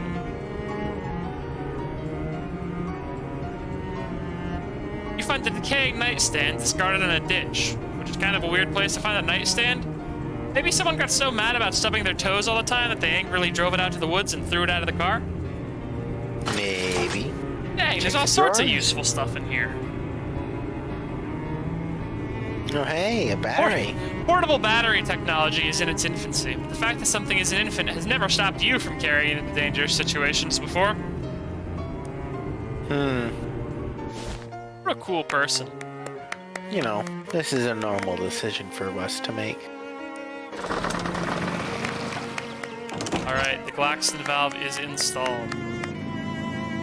Glaxton. Installed the valve. But yeah, I've been watching the water level drain through the window here. Should be dry enough for our purposes now. Come on upstairs. He disappears through the door behind him. You know, you should always do a visual inspection before you open the door, just on the off chance that, like, there is still, like, 100,000 gallons of water on the other side of the door waiting to make us dead when we go through it, you know? Normal. Completely normal. Bulbs. Average day. You only use 60-watt light bulbs? Don't need much. Ain't that big a lake. Huh. That is true. This is the lamp, huh? There it is. Empty and wet bookshelf. Well, here we are. Welcome to where the magic happens.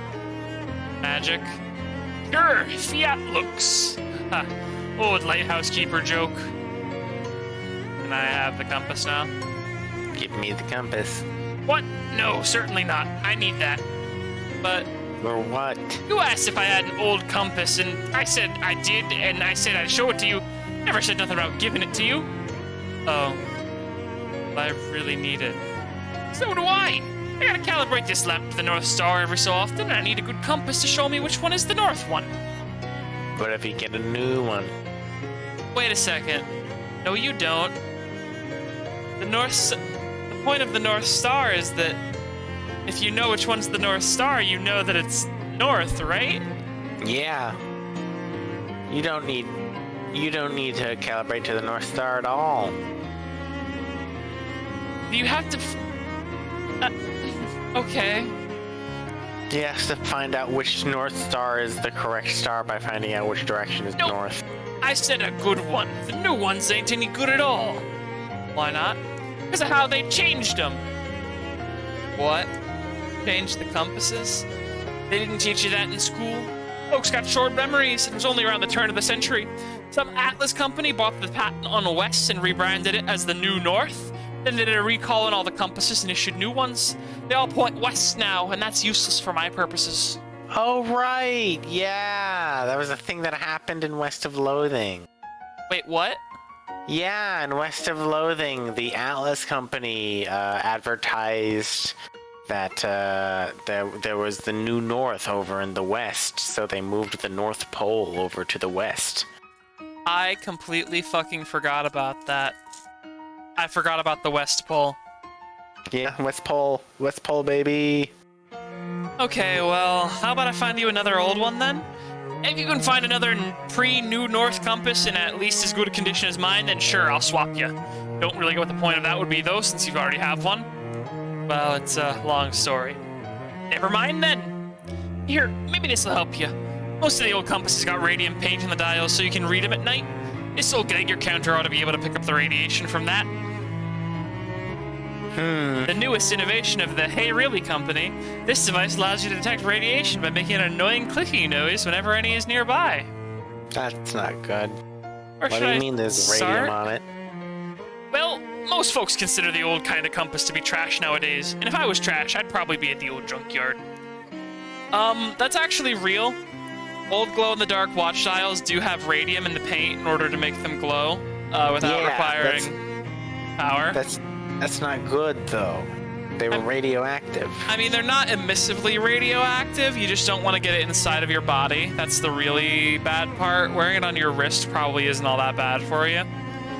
I mean, sure, but still. If it's enough to trigger a Geiger counter like this one, though, yeah, you're definitely getting a non-zero dose.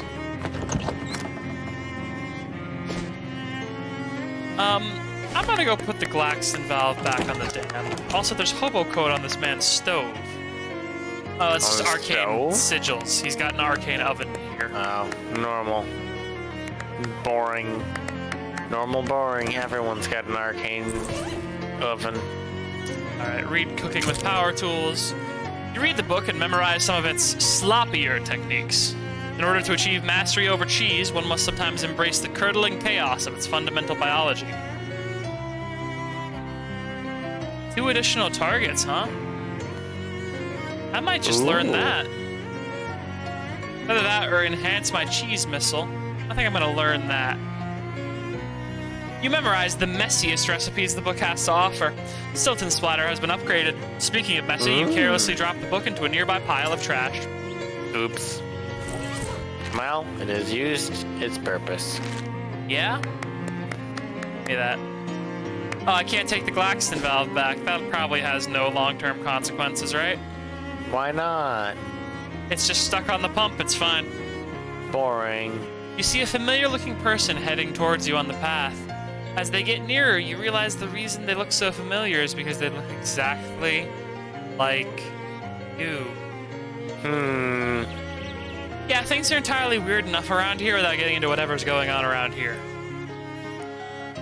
Maybe later. Maybe later. I want to go to the junkyard. Maybe I'll talk to myself later. A heated fishing rod cooks the trash from the inside. Hot rod. This rod is almost too hot to handle. You can utilize it with... You can probably utilize that with the one you couldn't earlier. Ooh. Oh yeah, the concrete truck. I genuinely thought that the idea of fishing in the concrete truck like that was just a one-off joke. It's like, yeah, no, you probably can't fish in here. I might be able to with the hot rod. Upgraded fishing rod. So where are my sharp things? Hey, something shiny. Pretty good ring. I'm gonna... Yeah.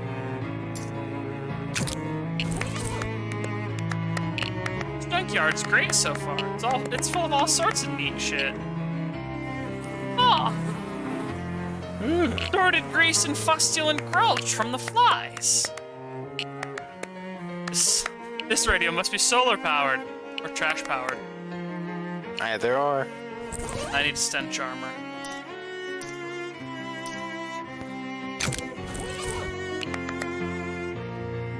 One more stench armor. Have any potions that give stench armor?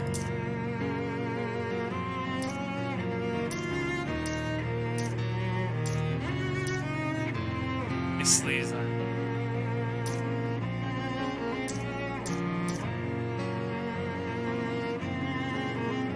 Just sleazing it. I'd like to maximize my stench armor. There we go. Prototype air freshener. Well. Congratulations! It's the worst pair of pants you could have ever imagined. Yay! Trash-soaked pants. Wearing these pants make you wish you could afford better pants. 20% to meat drops. Mmm. Interesting.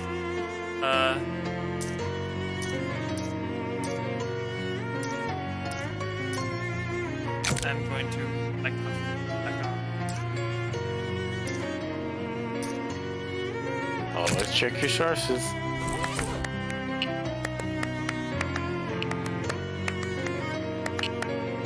This hobo is trying to wrestle a stove out of a pile of trash.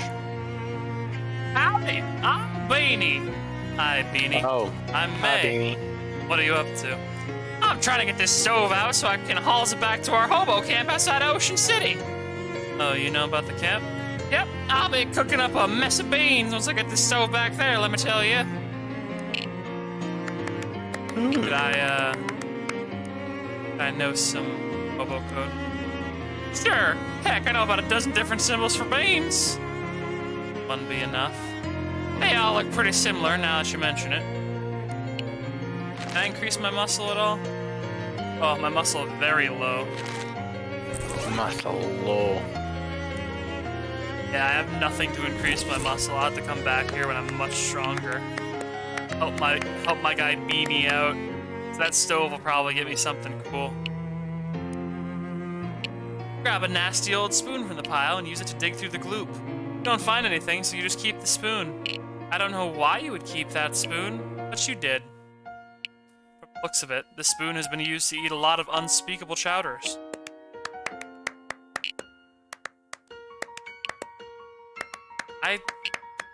I don't know how I feel about the cum spoon. I'm gonna put on my gas mask before I head in there. In fact, before I head there, I am in fact going to head back to the dam pass and see if I can fish in that concrete truck now that I have the hot rod. As you do. As you should. Obi stops walking and puts a hand up to his ear. What's up, Obi? You hear? You're going, shush, is that what you mean? Guess you ain't so musically inclined. There's some kind of weird singing off in that direction. He points deeper into the woods. Nothing wrong with a quick detour, I guess. Oh. Obi leads you off the path and into the forest. After a short time, he gestures to you to be quiet, and the two of you crouch down behind a shrub and peek out to a small patch of wildflowers. Several large, brightly colored butterflies are flitting among them. That's a word, right? Flitting? As one of the butterflies passes near your shrub, you see that instead of a weird insect body, it has a little human body. Wow, these are actual fairies, just like in the fairy tales. One of them is whistling merrily. Not quite a melody, it's more like a surprisingly accurate impression of some kind of songbird. It's very pretty until it suddenly turns into a squawk, followed by a loud and unpleasant screech, followed by a wet gurgle. The other fairies laugh, raucous, piping little giggles. One of them makes a sound that, if you had to guess, would be the sound that a squirrel would make while being tortured to death. This sets off another round of shrill laughter.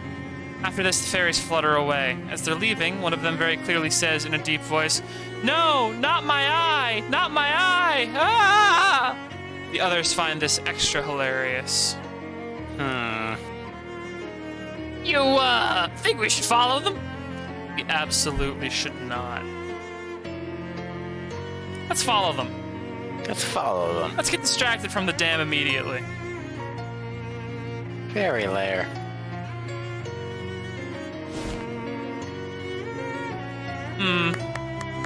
There's an orb here.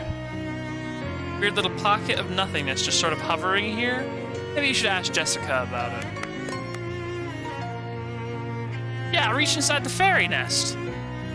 You fumble blindly in the nest and find the knife. You pull the knife out of your hand flesh and stick it in your pocket. You got stuck with a knife. Fairies do appear to have knives and guns. Oh my god. Oh my god. The fairy gun mothers. Oh my god. Thank god that I have got my fucking cheese shotgun attack that I can just use until they all die. It was a really good idea to upgrade Stilton Splatter. Stilton splatter. Yeah, baby. Fairy dust. It's weird that such vile little creatures can have such nice dandruff. Going to equip Bartleby, see if I can't get him some experience. Ew, it's full of grubs! Delicious sorted grease. What's over here to the left before I keep going? Oh, they're gonna shoot me, huh? What if I threw more liquid cheese at them? Cheese attack. So the multi-hit doesn't, like, stack multiple hits on the same enemy, so it looks like it's going to be best for using against groups. And if I want to do maximum damage to any, like, groups of 1 or 2, I should actually just fling balls of cheese at them. Thanks, Obi.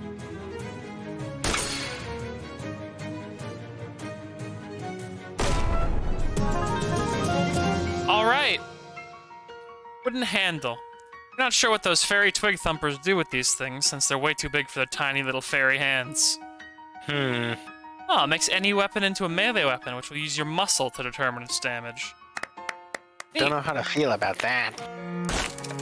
What do fairies need This with that? nest contained nothing but garbage and a mousetrap, which snaps shut on your hand. Hand injury. -1 muscle. You've injured your hand, and it's making things slightly harder to handle. Yeah, I guess I deserve that one.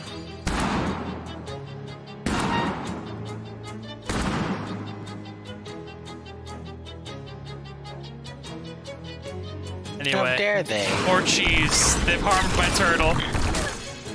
Cheese retribution annihilation. time.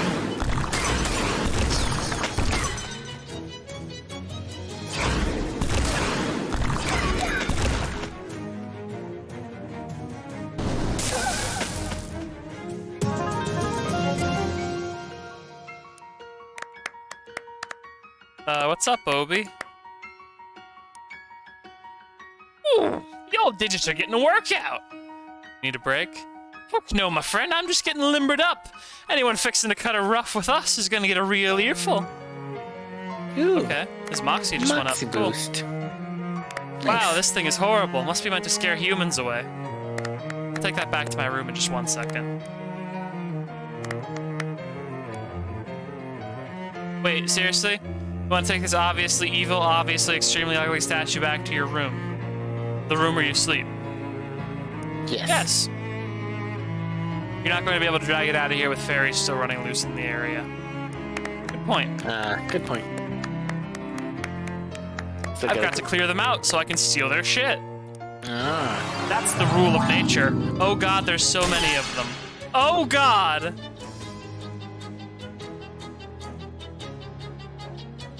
Good to know, fairy wackadoos just immediately blow themselves up. Understood. Well, the good news is that it fucking did a bunch of damage to all of these boys already, so... I must emphasize, Choays.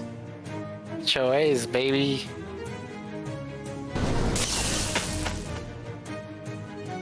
Alright, Obi. Fairy charm. What fairies lack in charm, they make up for in... Well, I was gonna say skill at making jewelry, but this thing is honestly pretty crappy. Oog. Oh, hey, that's magical weapon attack, though.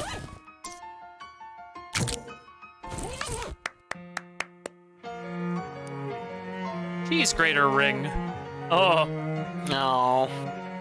Hey, a ring! One of the fairies is probably using it as a crown. This is the perfect ring for people who want to accentuate a salad without having to make an extra trip to the utensil drawer. Extra Parmesan missile damage, huh?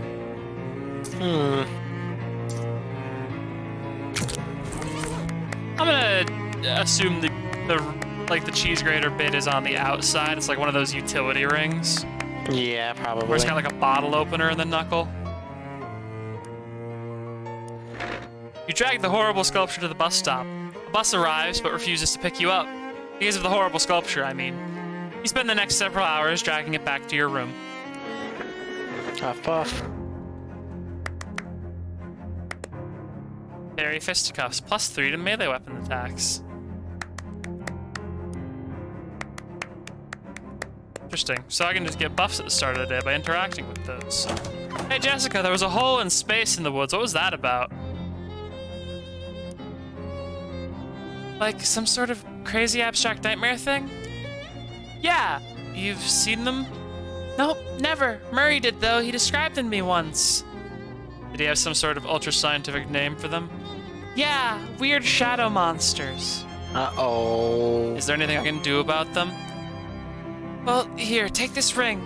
Murray gave it to me and said I could use it to banish them if I ever got attacked by one, but I never have, so you might as well take it. Shadow banishing ring. This cheap chunk of costume jewelry will probably turn your finger green, but it also banishes shadow monsters, so it's probably worth it. Maybe they're allergic to zinc.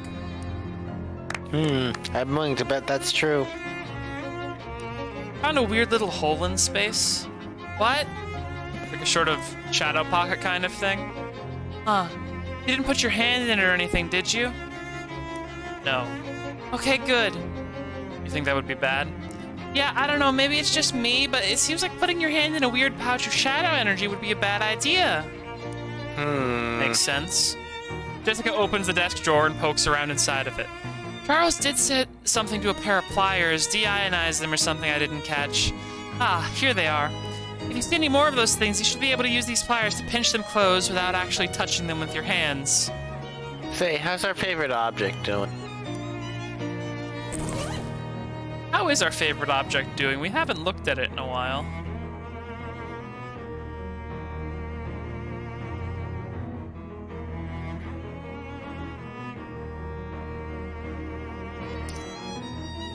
Where is our favorite object?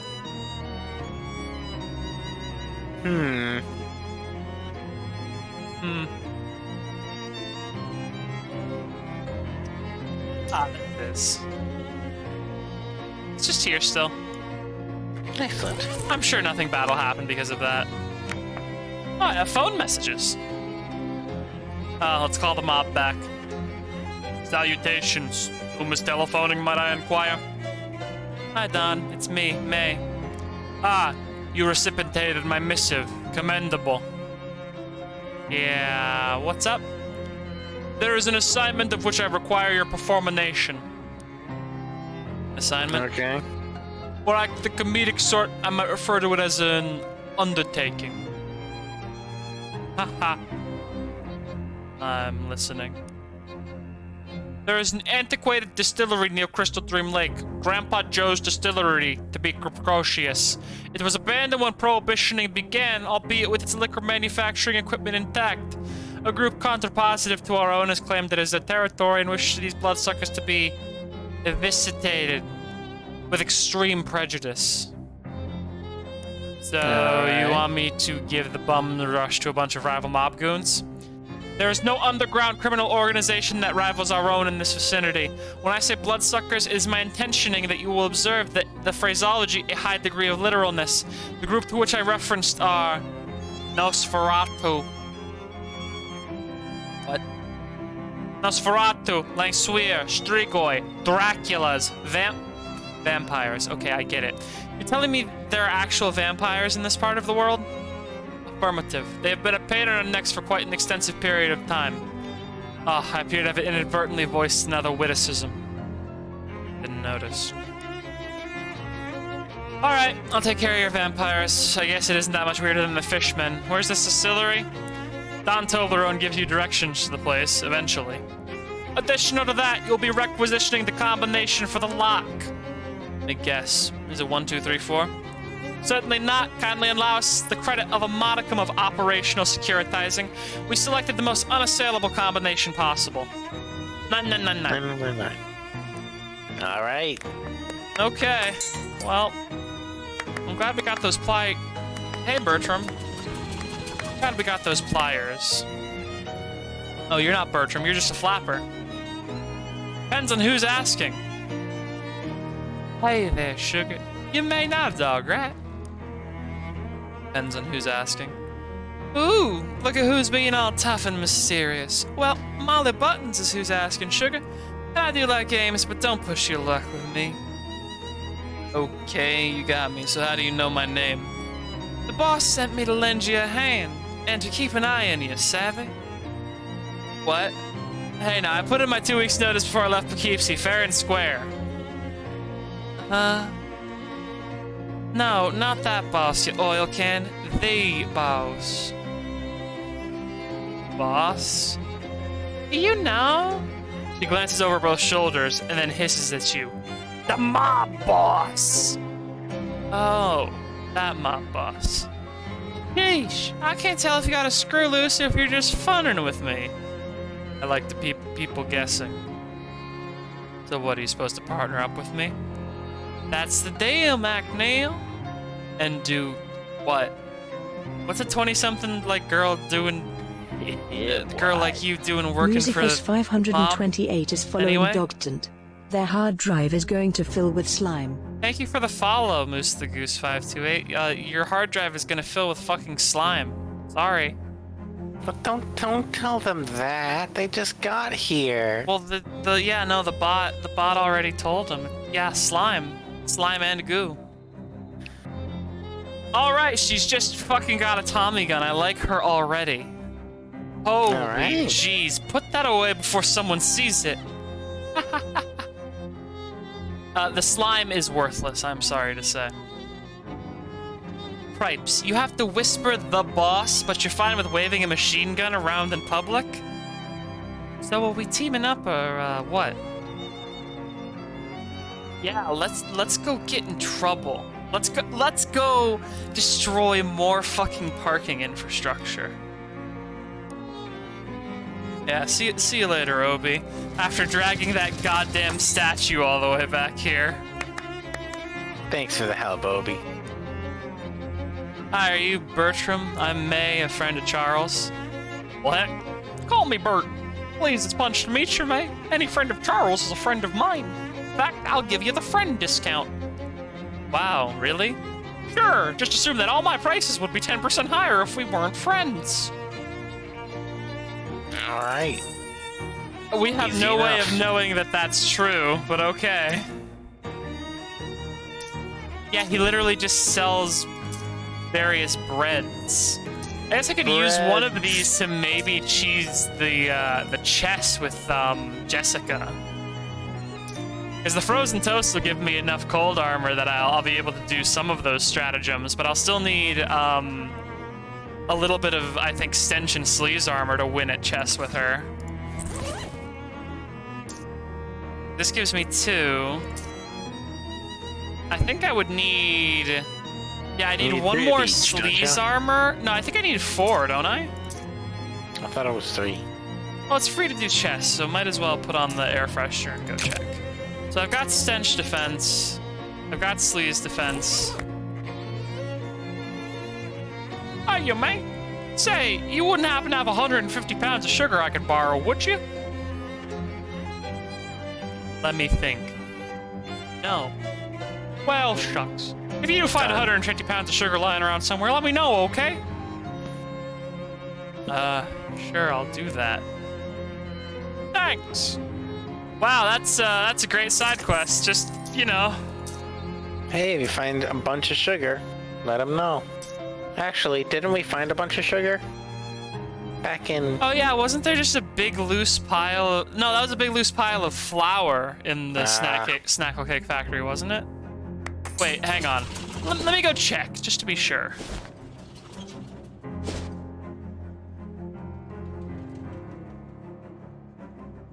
One of the Tin Lizzies flags you down. Hey, boss! My trusted lieutenant, Melanie Aluminium. Close enough. What's up? We got the proceeds from the last shipment of found parts we sold. After overheads and taxes and all, this is your cut. You pay taxes? I mean, we pay taxes? Gotta keep up appearances. Don't want the feds breathing down our necks, right? Okay, yeah, that sounds pretty gross. Oh, nice. All these interactions are now just free meat. Yeah.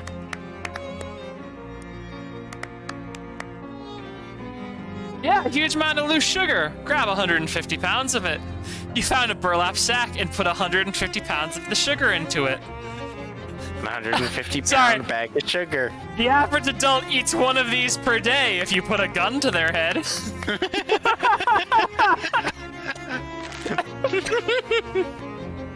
I've always loved the Kingdom of Loathing humor, where it's like the average serving size for pizza is one pizza if you're sad.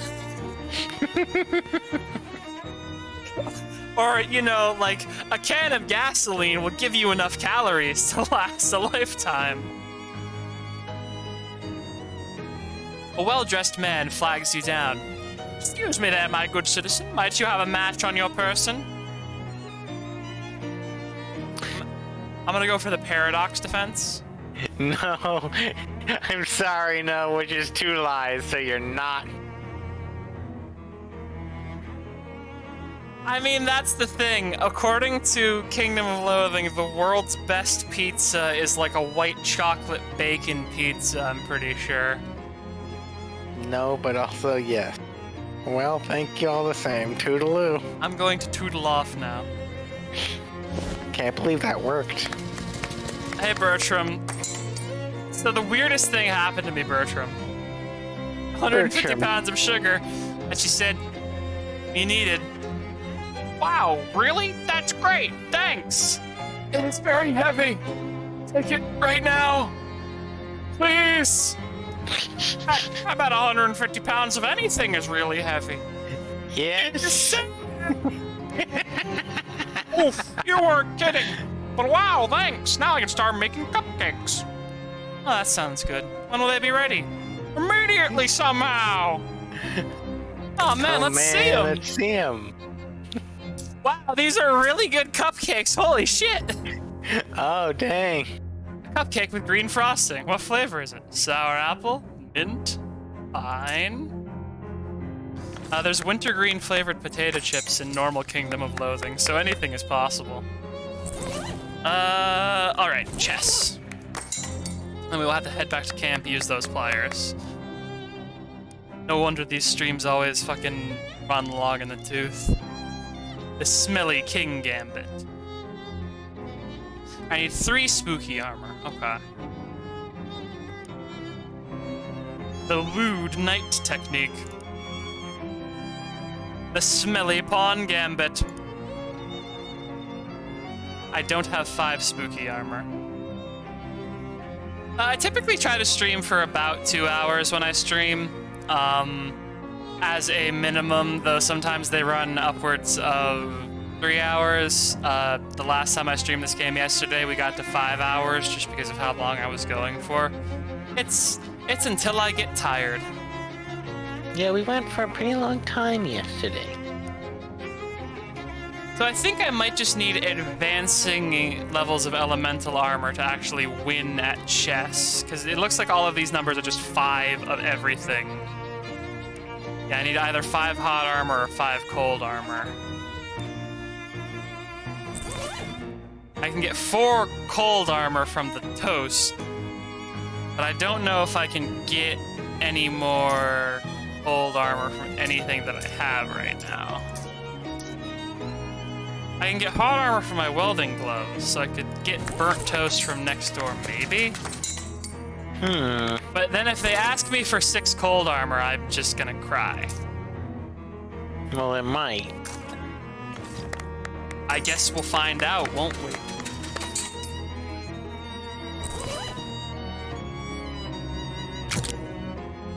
Time to eat some toast. Hot mouth. Delicious hot mouth. Alright. The Smelly Night Defense. The Scorched Pond Gambit.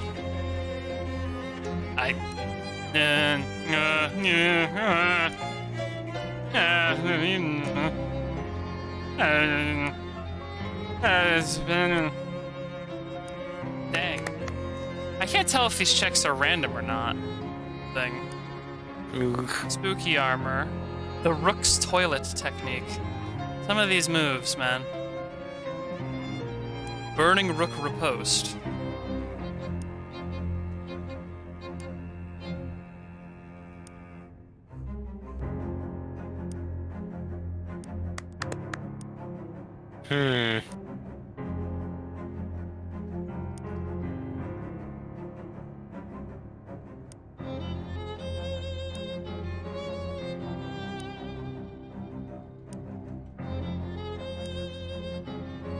Yeah, no, I might just need stats that I simply don't have right now. Alas, alas. Sometimes you win, sometimes you lose. No, actually, I have yet to win any game of chess with my good friend Jessica. As you're walking down the dirt road towards your destination, you catch a whiff of dog food. Okay. Delicious dog We'll food. go there in a minute. No. No. I am not a dog. I am a cat thing. I do not need the dog food that badly that I can't first try and fish. Oh. Can't even use the hot rod to fish in the concrete truck. Alright, dog food, dog food, dog food, dog food, dog food, dog food, dog food. Yeah. With a ruckus of mumbling, burbling, grumbling, and screeching, a whole crowd of very angry mushrooms storm out of the underbrush to attack you. Jeez, what is this guy's deal? Aw, man.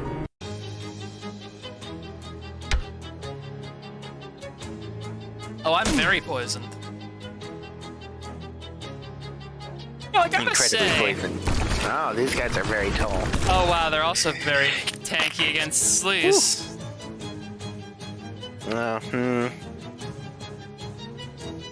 That's very unfortunate.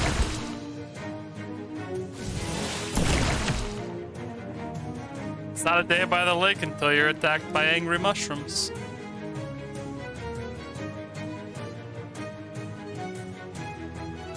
I'll heave a stench bomb at them. Why not? You know, it's pretty funny how in this game, the mages are also incredibly powerful and easy to play by virtue of having area attacks, because in normal Kingdom of Loathing, to deal with a lot of swarm-type enemies, you just have to have AoE attacks, because otherwise you just don't do enough damage to them to deal with them. So to grind a lot of late-game enemies, you have to either have permanent skills from one of the mage classes that do area damage, or like one of the very rare skills like Garbage Nova, which you get from like a donator-only area that you have to basically grind for as well. Otherwise, you just can't damage swarm-type enemies. Also, I'm immediately liking the fact that her primary ability is just a 7 damage Tommy gun spray. That man poisons my goddamn turtle. I mean, what else is he supposed to do? Anything but that? I don't know.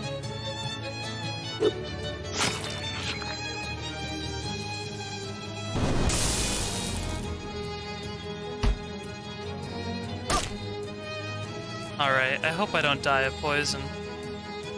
I think I might die of poison this upcoming turn. No, it's fine. It's fine. Molly? Molly, can you absorb all that experience, please? Thank you. You won! Wouldn't that be great if it was the last time you had to deal with these guys? Yeah, wouldn't it? I don't think I should be eating steaks cut from those guys. Why not? They are mushrooms. So? Well, you know. They Mushrooms might can have be delicious. effects. Huh. Some shellac comes from insects, but if you don't know that, it can come from basically anywhere. No, actually, there's basically only two places you can get shellac. It's from insects and synthetic sources. They put insect shellac on jelly beans in order to make them shiny. Kingdom of Loathing, that's the thing about the fact that you shouldn't be eating anything in this game. Kingdom of Loathing is basically a game about eating things that you shouldn't, because one of the best items to get PvP fights back is a nails wurst, which is in fact a bratwurst filled with nails. You know, a game about eating raw ingredients. And sometimes those ingredients are just nails. Bunny liver on a stick becomes a liver popsicle. Delicious. Hello there. Welcome to Greta's Compassionate Pet Store. I'm Greta. Hi, Greta. I'm May. Can I ask you a question? Of course. Where are all the pets? Oh, they're out back. In cages? No, in the woods. I see. What stops them from leaving? Compassion. Oh, so you're just grabbing random animals Bear from, kidnapper. Bear kidnapper. from the woods and giving them to people. All right, excellent. There is a spittoon in this one. It is over the speakeasy bar as a historical artifact. I believe there is a direct Markiplier and Northern Lion reference in the spittoon. It apparently belonged to many people. Okay, what pets do you have for sale? Well, I've got this snake available for adoption. I've also got one giant mosquito left in stock. Oh wow, a giant mosquito. A giant mosquito? Ugh. Hey, now don't knock it. A giant mosquito is great to have on your side in a fight. Not only can they suck the blood out of stuff, they can also pump that blood into you to heal you. Mathematically speaking, that's twice the power. Huh. It's actually pretty useful. Yeah, no, I'm taking him with me.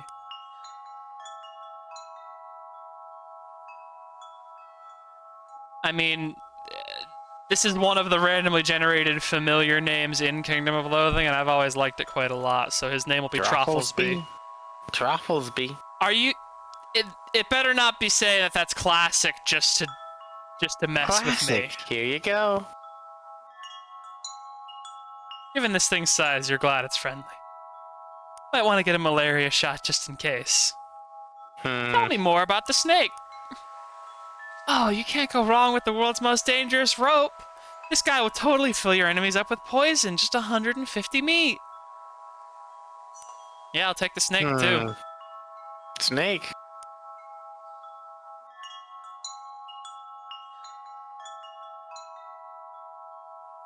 Colonel. Out of all the snakes you own, this is the only one. David the Snake. What do you feed these? Oh, you don't have to worry about regular food. They'll graze or scavenge for whatever. They're very resourceful. That's certainly convenient. If you want to soup them up a bit, though, make them really beefy, I sell some specially formulated familiar chow. I'm a little uncomfortable with the use of words like soup and beef in a pet store, but okay. Tell me about that special chow. I mean, I have the extra meat, so why not? This is made out of the same stuff as regular human food, but man, do people get really judgmental about you if you eat it. Hey, Jick. Can we talk about that, bud? Hey, Jack. You good?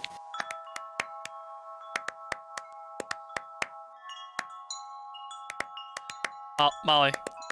Okay, I can't get past Molly that way. And this cat will not accept my pets, which is sad. Will not give me a blessing. Sadly, Bartleby appears to be completely irrelevant now that I have my boy Trofflesby. Which is a sentence that sounds like I'm a British colonizer who's choosing their favorite fail son. Woof! Molly points out a sign posted at a fork in the trail. Sandwich Historical Village and Witch Trial Museum. Oh, witches! Let's go check it out. You like that kind of spooky stuff? It's the berries. Gets the blood pumping, you know? Well, if they have a haunted house, you have to promise not to shoot any of the actors. No promises. Oh, so she's going to shoot the actors. Okay. Understood. I mean, the actors might try and shoot us, for all we know. It is realistic. The village of Sandwich was home to a terrifying witch cult until all the inhabitants were convicted and executed in witch trials in 1692.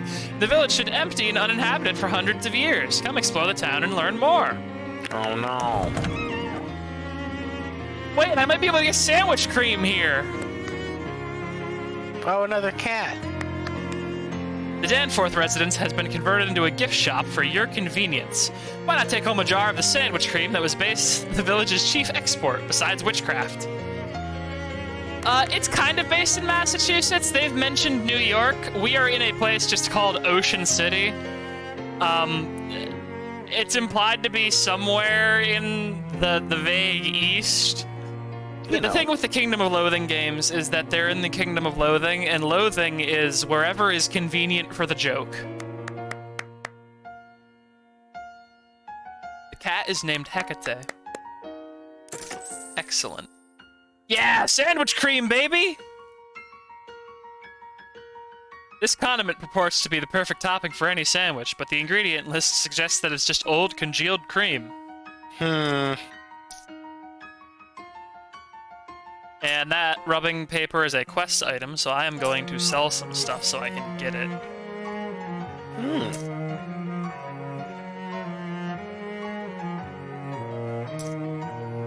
You can't sell familiars, can you? No, why would I want to sell my son? I'm just imagining, you know, much like a colonizer, simply just selling your failed son. This house was the residence of the Danforth family. Step inside to learn more. Putnam House, which partially burned down under extremely witchy circumstances. Oof. This trough may have been used to bathe human sacrifices before the ceremony. We don't have evidence of that, but it seems possible.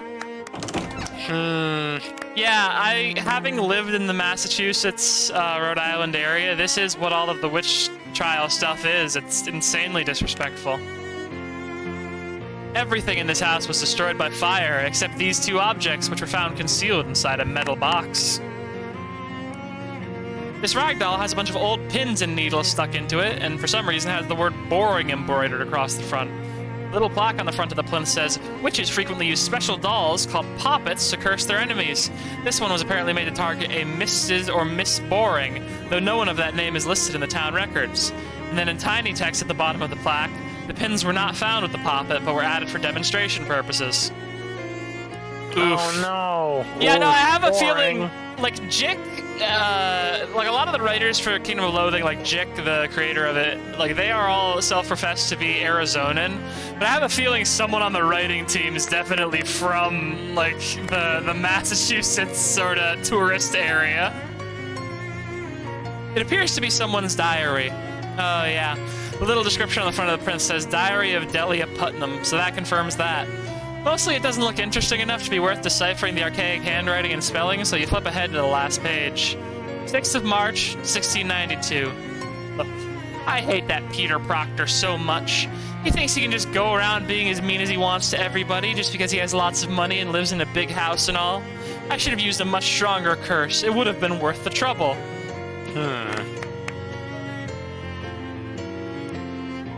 Hi there. Hello and welcome to Putnam House. Please don't touch the exhibits.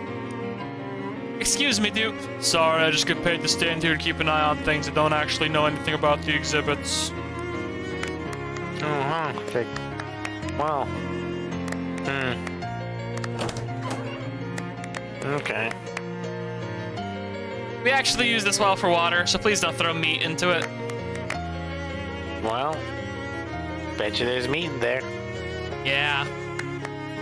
Guys, come on. We said specifically not to do that thing. Ooh, meat.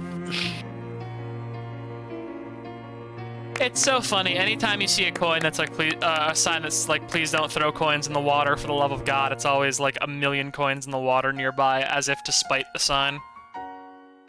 Sandwich's Church also served as an ersatz town hall, courtroom, racquetball court, and dark sorcery place.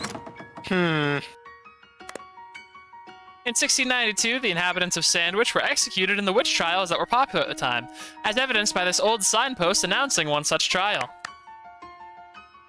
The sign is written in rough black wax. Today is the trial of Patricia Williams, who stands accused. The rest of the sign is too weathered and decayed to read. I don't have a feeling I'm going to come back here and it's going to be a perfectly normal town with perfectly normal explanations for everything. The altar where the town's witches performed their horrifying sacrifices. Note the bloodstains. An old and dilapidated church altar. There are some brown splotches on the corner that could possibly be bloodstains. Oh, yeah, I haven't explicitly said it. The title of the game is definitely a reference to Shadow over Innsmouth.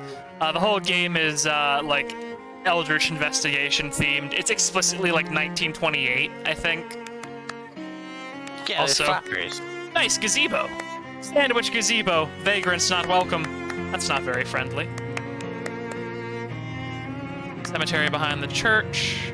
The wealthy Proctor family owned the biggest and most conveniently toilet-adjacent town in the village. No need to apologize. It's just worth saying, actually, that yeah, it's all one big Lovecraft reference. So any references that I don't point out, feel free to point them out, just because I might not have gotten them. For instance, the name being Proctor here, I think, is actually a reference to what was the Shakespeare story about Witch Trial England? I don't actually know that one. It's not the Tempest. I think it's the Crucible. There's a character with the name of Goody Proctor who is very prominent in a story that is about the inhumanity of people to one another during the witch trials. Yeah, the Crucible. I wasn't sure if it was the Crucible or the Tempest, because I know one of those books is about a funny little dude on an island called Caliban, and I always mix it up for the other one. He was a duty head until the very end. Abigail Proctor, Elisha Proctor, Nicholas Proctor. What the heck? He survived to be 230 years old? Proctor, our town founder. Oh, this tombstone's hobo code. Hollow tombstone, possible treasure. This thing is a solid gold hatband, and there's a tag inside that says, property of Satchel Duggins, but help yourself if you find it in a hollow tombstone or something. Oh, nice. Oh, no, that's points. Yeah, no, that's a really good item. I found this game because I am a very big fan of Kingdom of Loathing, the browser game upon which it is based. I have been playing it for almost 11 years after I was handed a code for it at, like, a Comic-Con. And I've been playing it for so long that they eventually came out with a game, West of Loathing, which a lot of people played and got pretty popular because of people like Northern Lion and Markiplier playing it. And West of Loathing was pretty decently popular for a while. And then this game released 2 days ago, apropos of nothing, on 11/11, because there is an in-joke in the Kingdom of Loathing about the number 11. If you ever use 11 of an item or get 11 of an item, the game will say, for instance, you got 11, goblin cogs. It'll say, you got 11 goblin cogs. That's ridiculous. That's not even funny. And so 11 is just like a running joke number in the game. If you ever move 11 items, if you mess with 11 items, if you use 11 items. And so on 11/11, this game just dropped out of literally nowhere. And all of the reviews of it so far have just been like, yeah, Shadows of Loathing exists. There was literally no news mentioned about it before now. Welcome to Sandwich Cemetery. Please be respectful of the graves. Also check out how many of them were terrifying witches who were executed in the witch trials of 1692. Little bit. Yeah, no, that's what it's like. It sucks. This chessboard has clearly been left out on display as an allegory for the battle between good and evil. Black is winning, representing a warning for all good-hearted people to be vigilant against the encroaching forces of darkness. I always love when developers are just like, the game is out in 5 days, fuck you. Or like they just drop it unannounced completely, because they did that with Bone Lab as well. Like they released the release date trailer for it, and the release date trailer just said like, Thursday, yes, this Thursday. Just like tomorrow. Yeah. No, I love any trailer that ends with tomorrow. This Arras appears to depict several important ancestors of the Proctor family line, though due to the low resolution of embroidery used at the time, it's impossible to discern exactly who. It has been pointed out to us that this Arras is unlikely to have been manufactured in the capital of the Pas-de-Calais department of northern France, and therefore is merely a sparkling tapestry. Very funny. Not a frond of that plant. According to county records, these were the most expensive stairs in the county. They go up a full 1.5 floors. Oh, wow. Stairs to the 2.5 floor? These stairs just keep going until they hit the wall. Seems like rich people have just always had weird taste. Okay. Stairs rooms are off limits while we catalog the contents. Please pardon our dust. This bedroom was traditionally given to servants, as it was felt by the proctors that it would be less of a tragedy if they got up in the middle of the night and fell down the stairwell. Miss Proctor's bedroom is especially off limits while we figure out how to deal with the strange mold we found behind the wallpaper. That's not good either. Mr. Proctor's bedroom, home to the county's most extensive collection of cravats. This was the bedroom of Peter Proctor, the only child of Nicholas and Abigail Proctor. This was the Proctor spare room, where they kept spares of all the expensive things they owned. Oh, yay, extra expensive things. This room is not part of the tour, and is also not part of the house. What? Okay. I want in Wait there. a second, hang on. Her room is double off limits, and it has 2 velvet ropes. That's really funny. Double off limit. So, when do I get to go back in time and see how normal this town was? Traces of strange plant matter in these tubs prove that they were used for brewing all kinds of horrible potions. An old-fashioned 3-seat outhouse. A more modern convenience has been provided for your modern convenience. I think it's going to be very funny if you go back in time and you are literally the source of all of the witchy stuff as you try to go around just messing with things. All 3 doors go to the same place. Wow. Oh hey, I lost my hand injury. Neat. Nice. Alright, flush the toilet. And, pitch in the toilet. 1 toilet, 0 privacy, baby. What? Some reenactor must have been forced to flush their hat down the toilet as a condition of surrender. This is the kind of hat they used to fish out of toilets during the Revolutionary War.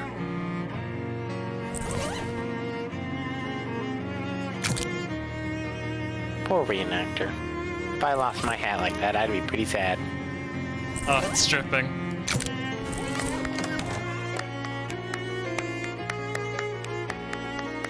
So, looks like there's not much we can do here right now. Just found the sodden tricorn and got the sandwich cream, which means if we find an arcane oven, which I think the lighthouse had, we can cook us up a doughboy.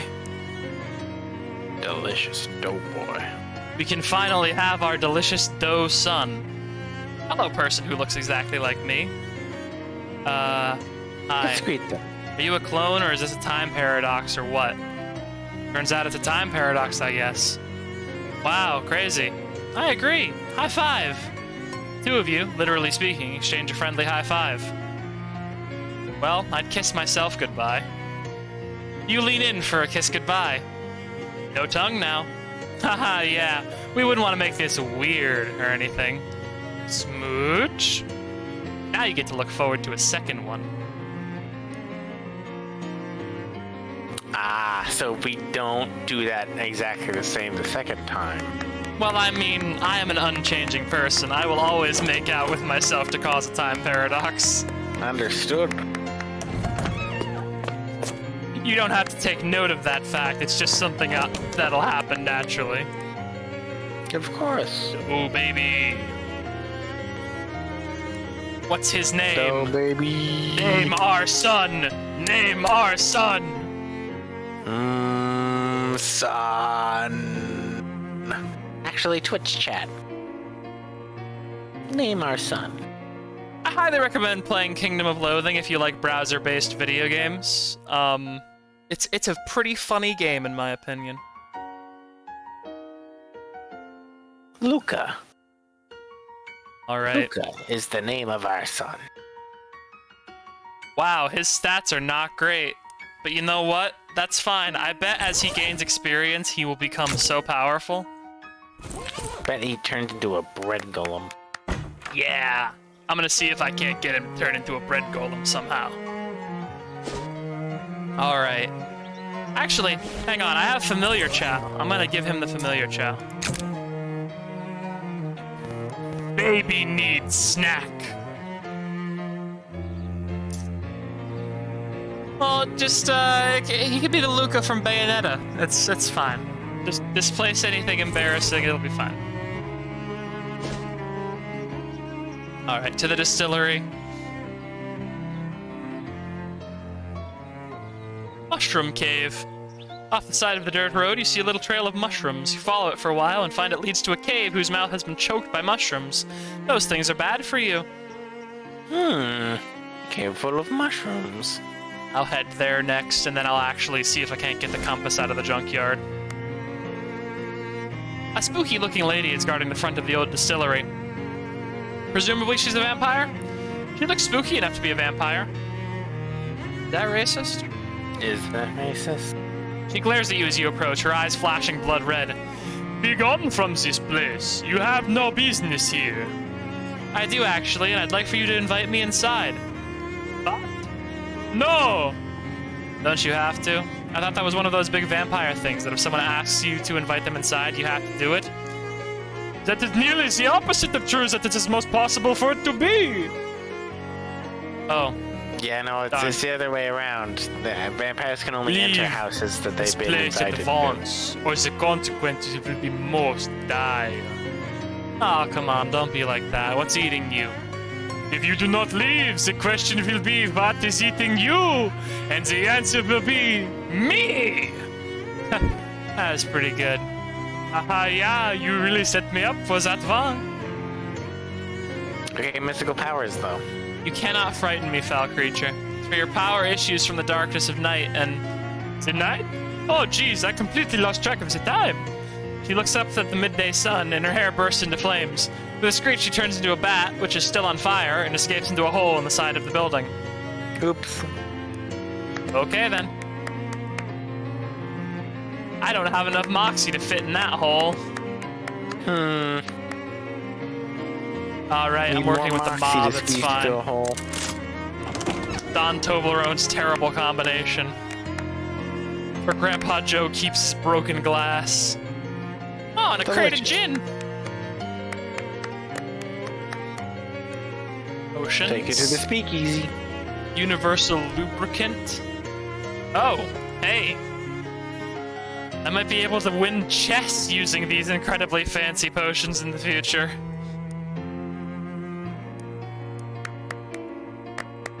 This used to be a still and still is. The code reads, "Be careful not to drop your handkerchief in this barrel." You reach in the barrel to see if anyone ignored the advice. They did. Oops. Wow, 5 stench armor.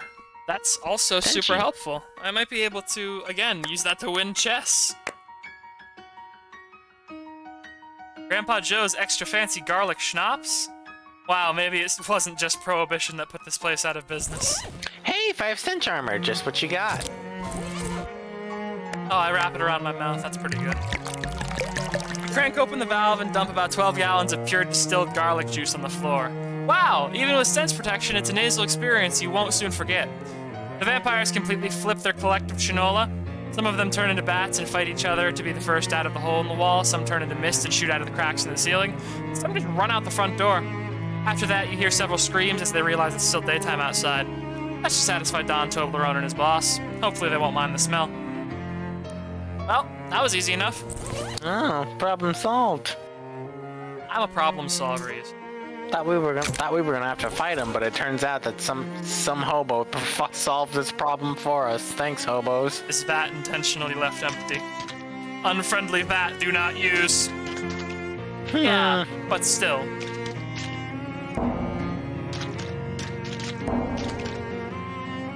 The sofa is soaking wet. One of those mist vampires must have been sitting here. Oh, crate of vodka. Vodka is great for when your doctor tells you to drink plenty of clear fluids. Oh, hey, amethyst choker, and it gives you +1 muscle, just like in game. Nice. Thunder ring. When you're wearing this, lightning always rides shotgun. Makes it dangerous to be near you in combat. Ooh, vampire boots. These were invented when a cobbler accidentally mispronounced vampire bats. Oops. A bloodle. It's a piping hot strudel filled with blood instead of, I don't know, raspberries or whatever strudels normally have in them. The vampire's metabolism won't process real wine, but vampires still want to look like cool wine people. Oh, this is excellent. Oh, I'm yeah, loving how just all the floating different around. shoes literally do nothing except change your walk cycle. No stat changes at all. Just like, how would you like to walk? Wanna walk different? Collect some more shoes. Somewhere nearby, you hear singing, a languid, sultry, wordless tune that makes your feet turn of their own accord and leads you off the path deeper into the forest. Your senses feel numbed as though you're walking through a thick fog and it's getting difficult to, brain? After a short time, you arrive at the edge of a small clearing. A pale woman in a long red dress is lounging on a rock, shaded by the branches overhead. She smiles when she sees you and reaches out her hand, gesturing for you to approach. Your feet start to shuffle forward. Oh, we don't have enough mysticality to resist this. Dang. Dang. As you stumble toward the pale woman, 2 vampires appear out of the nearby shadows, grinning toothily. You know, as they do. Looks like you fell into a vambush. Ah, dang. Thank God I have my delicious doughy son here to protect me. Get cheesed, idiots.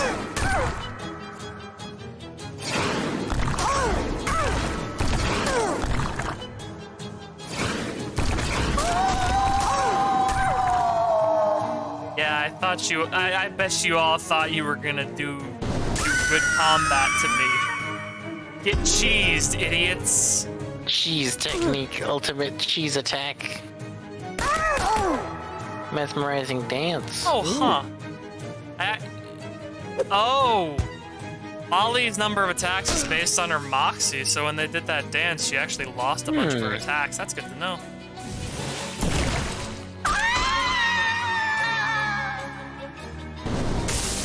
Oh. Vampire skull cap. Some vampires have intimidating widow's peaks, but the ones who don't wear these hats to make it look like they have one. That's pretty good. Huh. You know, the original Dracula and the movie Dracula, he had one of the most powerful Widow's Peaks I've ever seen committed to film. That is true. It was one of the most powerful Widow's Peaks ever known. Ah, this huge writhing mass of fungus must be the reason they call this place Mushroom Mountain. Seems reasonable, yeah.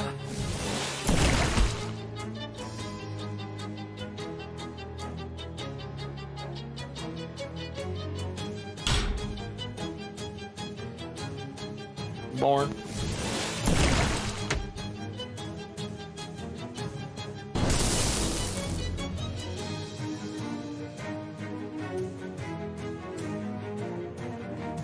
I love how, like, the mob has dedicated kneecapping sticks in Loathing. Like, the mob penguins also have kneecapping sticks in-game. For kneecapping. This just seems to be infinite. Is it infinite men, or do I have to fight a certain number of them to get to the door? I'm gonna see if the after combat message changes.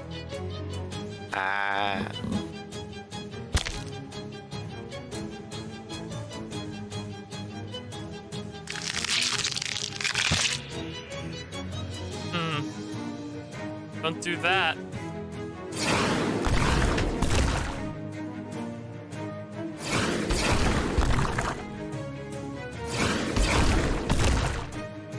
Put that away. I don't want to see that ever again. You have reduced the amount of fungus in the mountain by a small amount. There's still a lot of fungus in there. Yeah, that was the same as last time. Okay, I'm gonna do one more just for the XP.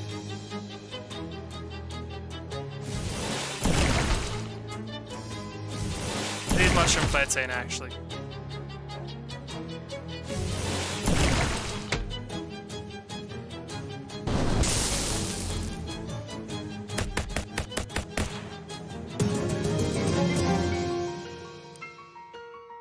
Gave me less XP that time. Man mush magus.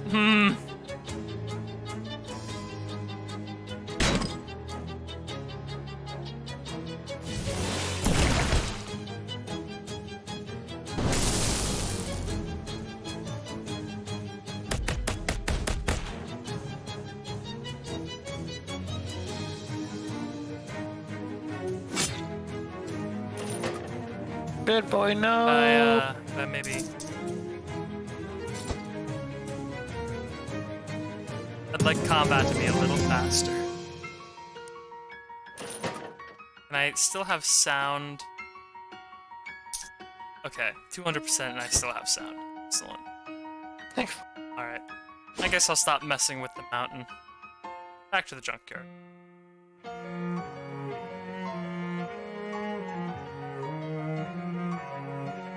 Oh, nuts. Hold the line, I stepped in some kind of weird mushrooms. Spores all over my good dancing shoes for crying out loud. Dancing as in actual dancing or as in a back alley shoot? Why do I want a different pair for each? They ain't that dissimilar. She wipes the spores off her high heels with a leaf and hands it to you as if you'll know what to do with it. Which you apparently will. Yeah, we snort them. If it's a powder, it goes up your nose. That is generally the Kingdom of Loathing rule.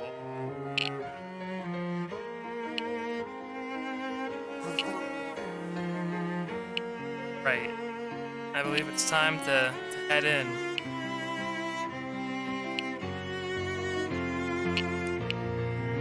Turns out this garbage dump is much deeper and older than it initially appeared. Huge rooms and tunnels have been carved out of the trash, like the worst archaeological dig imaginable. And just to make a bad scene even worse, it looks like a whole gang of those horrible little fairies have made a home in here. Oops. That's actually true in Kingdom of Loathing as well. The fairies hang out in, they have junk sprites that hang out in a big old pile of junk. You can find copies of Worse Homes and Gardens magazine, which you use to make, like, trash-based, boats and, drinks and whatnot. There are a lot of fairies in that direction, flittering around, giggling maniacally, and occasionally saying things in other people's voices that you can only assume were those people's last words. Yeah, they've all got he's got a gun and he shot my son with it. Good God. Thank God for my cheese powers.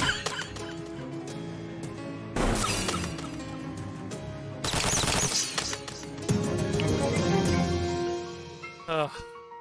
I'm glad that Luca still gets EXP when he's dead. To a fairy, this is a huge birthday cake. To you, it's a grisly reminder that you killed a fairy on its birthday.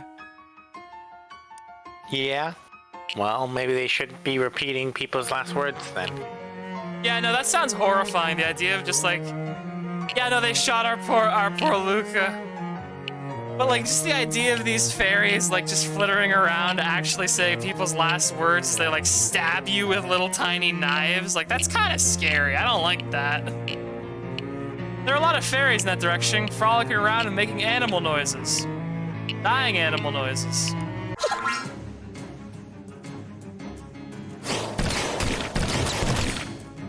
It's for the best that I just boil all of these creatures away under a torrent of holy cheese.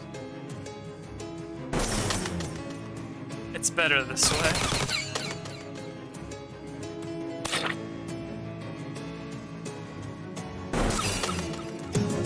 Attacking our precious boy.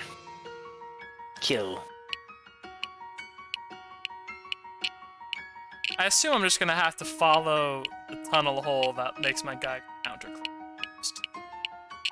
The whole flock of fairies here, all armed with rusty needles. It almost seems like they're practicing their fencing skills. Their fighting style is so chaotic, it's hard to tell. Well, welcome to cheese!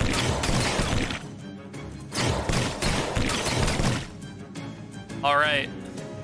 Now, Molly. I think you know what to do. Thank you.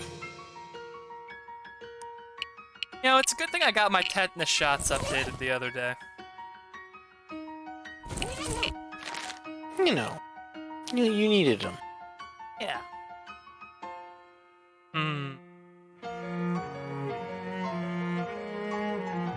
I think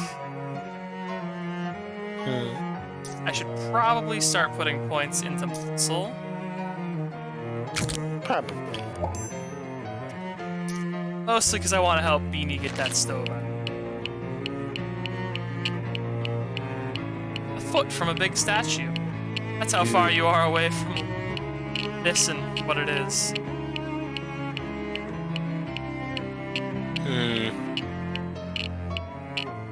Oh, okay, I get it. It's a garden path sentence. Someone threw away an entire fence. Teetering stack of crates is holding up part of the ceiling here.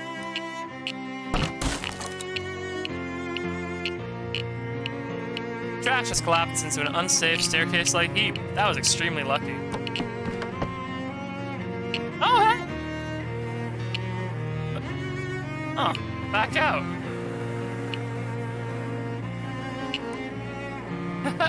This is the berries. I ain't gotten this many fights in ages. But you don't do a lot of fighting for the mob? Ah, they're all wet. Always giving me an earful. Shooting up the place is bad for business, blah, blah, blah. Well, I'm glad you're enjoying yourself. Ah, so she's a loose cannon.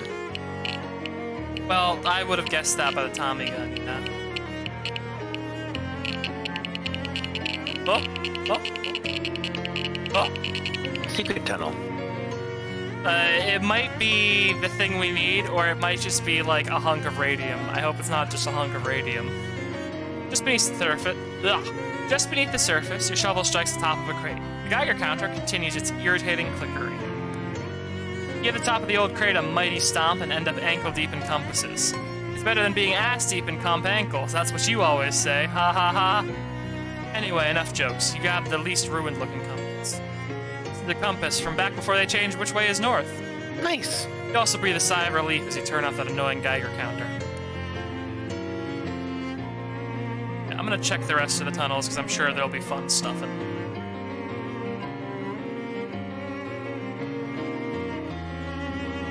Oh. Berry burrow. It's tunnel is big enough to accommodate you, assuming that you muster the flexibility, and you're not germophobic. The Moxie's at 3. What if I put on hat and sunglasses? Yeah. You squeeze into the burrow and wriggle your way through a series of nasty trash tubes. Eventually, the garbage beneath you collapses, depositing you above a different chamber. Above it? Oh. This leads past that fairy fight from earlier, I think. You don't have the combat stats to do it, I guess. Oh, I can just summon some fairies to fight if I want. Well, change my accessory back to Fairy Charm. Might keep the hat, though.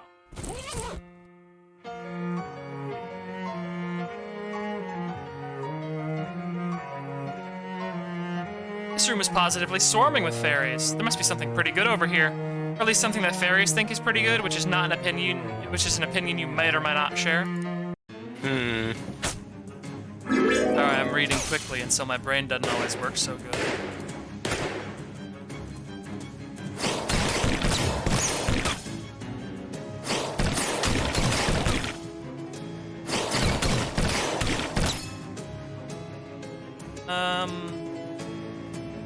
Yeah, like a battery and just more cheese. I convert megawatts directly into cheese. As you do. Time to see what all the hoop is about. Huh. A hole in space. I'll deal with that in a moment. Flush the toilet. They should really get a plumber out here. Wet fez. What kind of decadent society creates the conditions in which ordinary folks will just brazenly flush fezzes down toilets? Hey, it gives you mysticality and hot armor. Yeah. I'm in fact going to,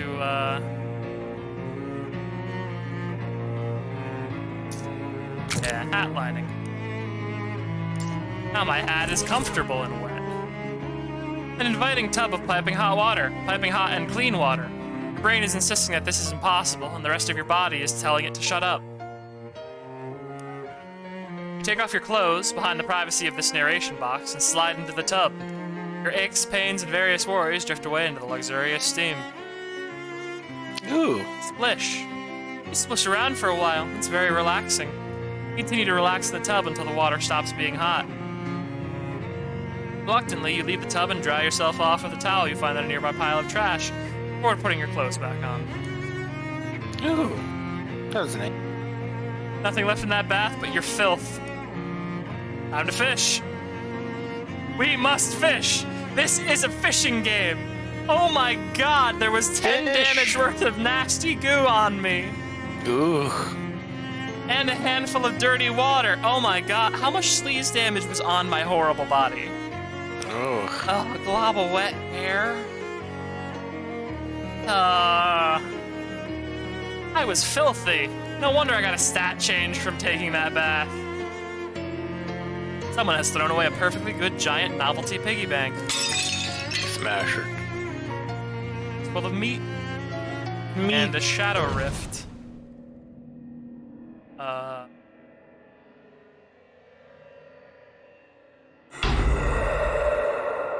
Hey there, Robert from the past future. This appears to be... yeah, this is arcade.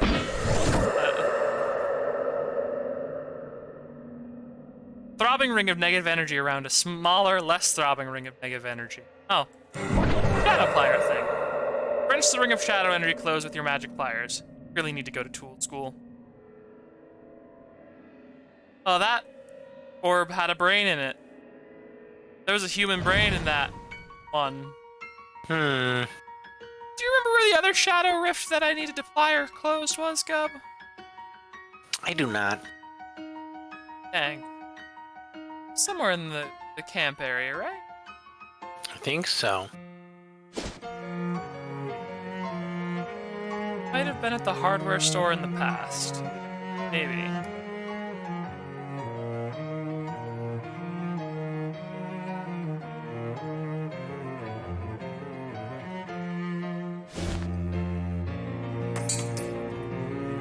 Excuse me, old man.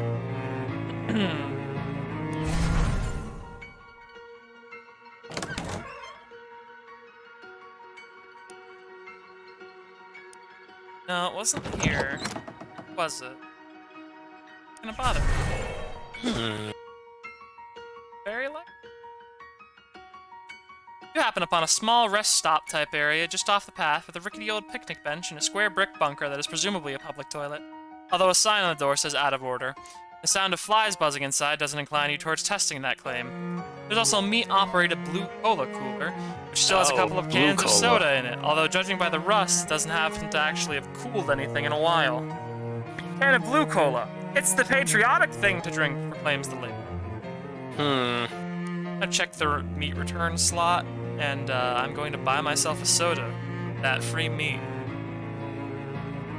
It's a shame the war prompted big soda companies to start putting their drinks in cheap tin cans instead of nice glass bottles they used to use. It tasted much better that way. Sure they did. Ah, here it was, that's right. Attention anyone in the United States that thinks that way. Just go to the Hispanic aisle. Whoa. Literally just go over to the Hispanic aisle. They will have the glass bottle Coca-Colas. I didn't Shadow use the hot pliers dog. on the hole. A sausage-shaped hole in reality. It has been placed into a regular hot dog bun for your convenience. Delicious. Okay. I get maybe if I used the pliers, I would have gotten experience for that, but I'll take the hot dog. Hot dog. Get your hot dog here. Crystal Dream Valley Crystal Shop. Hell yeah, let's go check out the crystal store. Oh hey, another hole in space. I guess I can close them for XP, or I can reach inside to get a random void item. Proprietress of this empty store has nothing to proprietor. What do you sell here? What do you think? Crystals? Sure think so, wouldn't you? Huh. You sure think a crystal store next to a crystal mine would sell crystals, wouldn't you? Please, you're using too many italics. I can't focus. Let me tell you a little story about a woman whose name is me. Oh, I love little stories. My parents wanted me to go straight into college, so that's what I did. But college girls are only thinking about one thing. Getting degrees so they can work in a mine. I'm not like regular girls, pal. I want to sell things that come out of a mine. Sure, gases and such. So I dropped out and moved across 13 states to the best crystal mine in the country. But when I arrived, the mine was out of business. So now so am I, before I even got started. I missed why you wanted to sell crystals specifically. My name is Crystal. That doesn't mean you had to sell crystals. Yeah, but it means I have to keep fewer nouns in my head. Want me to check out that mine? It's okay. Leave her be. She's a crystal girl. Listen. At least she's honest about it. Want me to check out that mine? Yeah, and break me off a couple crystals you were thinking? Not asking you to clear out the whole mine, pal, but with just a few crystals, I can afford to send my whole sorority down. Let's see what I can do. Gumbuckle mine, huh? I'm not gonna mess with Gumbuckle Mine this time. That'll be a side quest for next time. I'm gonna go give this man his comp ass. Oh, hey, red cola cooler. Red cola. Meat returns empty. Well, I don't want my family to be killed by red cola. Drink it for your country, urges the label.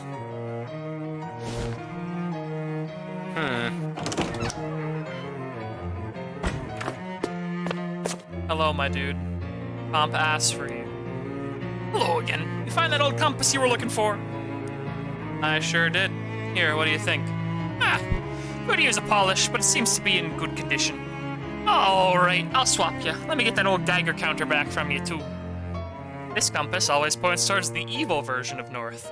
This should This not should be followed. not be followed. Thanks. Yep, no problem. Get along now. I've got a lot of important nothing to take care of. Well, let's go uncurse this bad boy, clear out that dream, and then next stream we will get to the mine exploring, or the next Loathing stream rather. Yeah. I can take the bus stop from the map. How helpful. Oh, hey, Charles. What's up? What's up, Charles? Got something you might find handy. I finally found the time to check this door behind me. It turns out there was an old bricked-up passageway back there. It leads right to the stream. Well, that's pretty convenient. Thanks, Charles. I don't even have to come out of my house to stream anymore. All right. Nice. It's just a door to the speakeasy. Damn. Someone's playing the theremin here, too. Damn. Found a case of vodka. And a case of gin. Hell yeah. Hell yeah, hell yeah. Who's playing the theremin?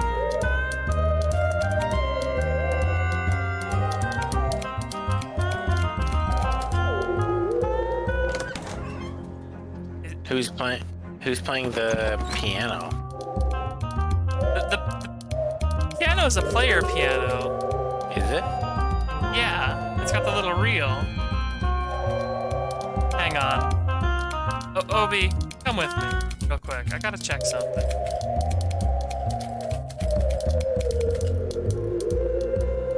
I think we might be haunted.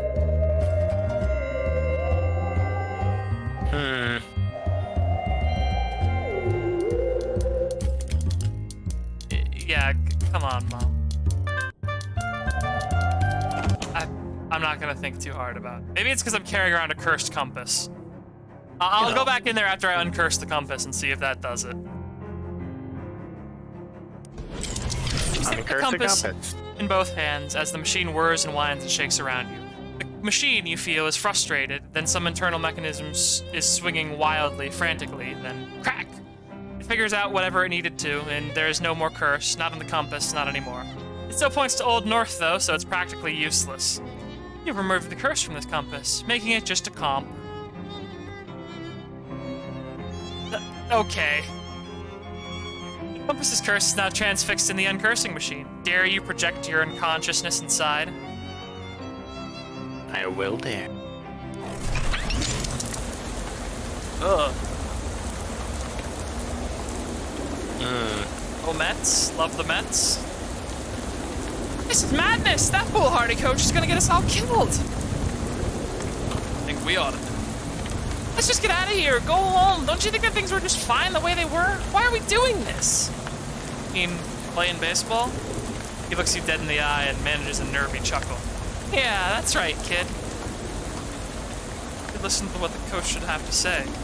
Like him or not, he is our coach. We gotta listen to what he has to say. People say not to change horses in midstream. What if the horse is trying to get you bashed in the head with the baseball?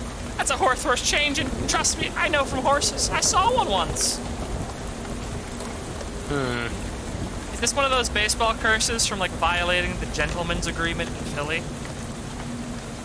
This is one of those baseball curses that you get when you see 13 emus. I'm disgusted that it's come to this. We all know you're the weak link on the team. Some would say the team accountant shouldn't even be allowed on the field. But tell me, did all my years of including you in team lunches and burpees make you into a baseball player? Yeah, of course, I'm ready to hit balls. Destiny's out there in the diamonds, son. Go and hit in the parking lot. Say, Coach, why do you wear that funny-looking hat? There's nothing funny about it, son. It's a cloche. The coach's cloche. It's traditional. Gee, Coach, you think Mirabelle will ever marry me? I can't answer that, son. All I can tell you is that Mirabelle has married every World Series MVP since the series was first contested in 1903. You work out the rest. Excuse me, Coach, I gotta go hit something. 3 more minds broken by baseball. Plunkett Street Pushovers, powerful baseball team. Yeah, I'm just getting hit with baseballs here, it looks like.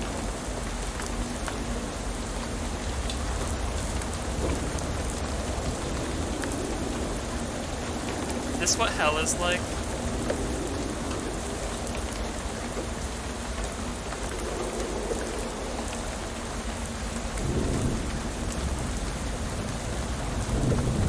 I think I might be in hell.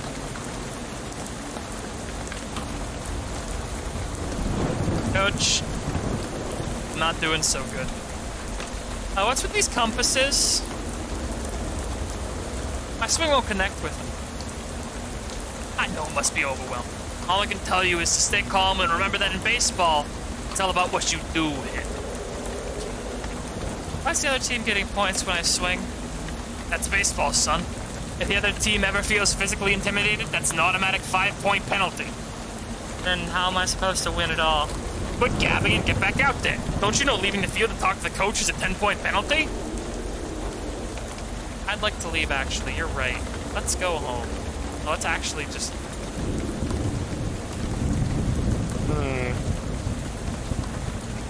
Coach?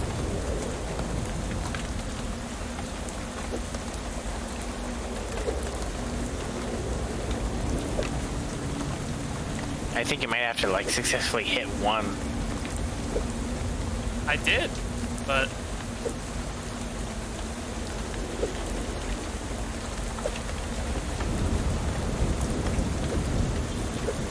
Not sure if there's timing to him. Or not.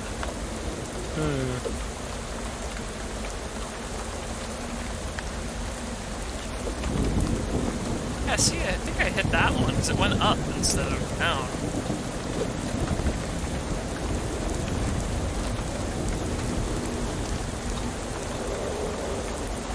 Well, it's baseball like this. Hey, Coach. What's with these compasses? Other ways to beat their score. What if I... Oh, there we go. Son, my #1 boy, you did it! You son of a gun, you won the whole damn game! Did I really do good, Coach? Look at the scoreboard, it's 0-0! That's the whole ball game! This one's for all who say baseball. Now get over here, champ, and pucker up, because here comes... The coach's big sniff. I don't like that at all. What?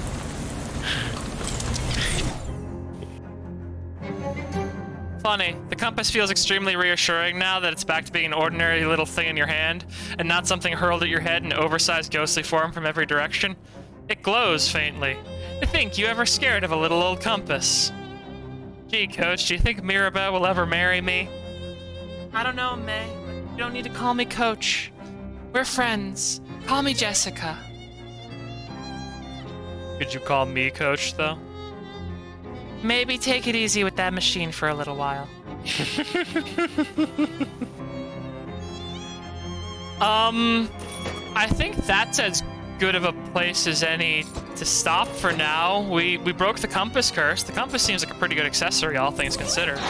Compass is cursed and broken.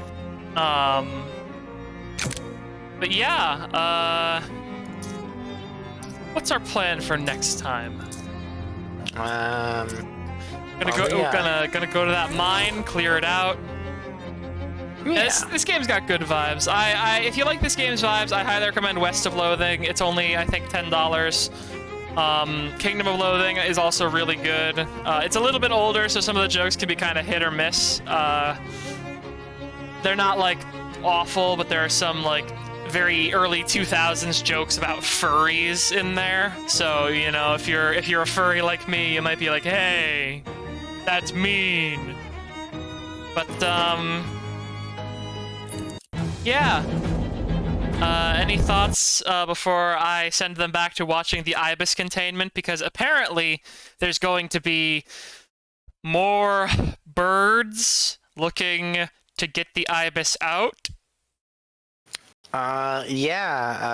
Keep your doors and windows locked, and please keep eyes out for plovers. Okay. Good night, Plover Defense Squad.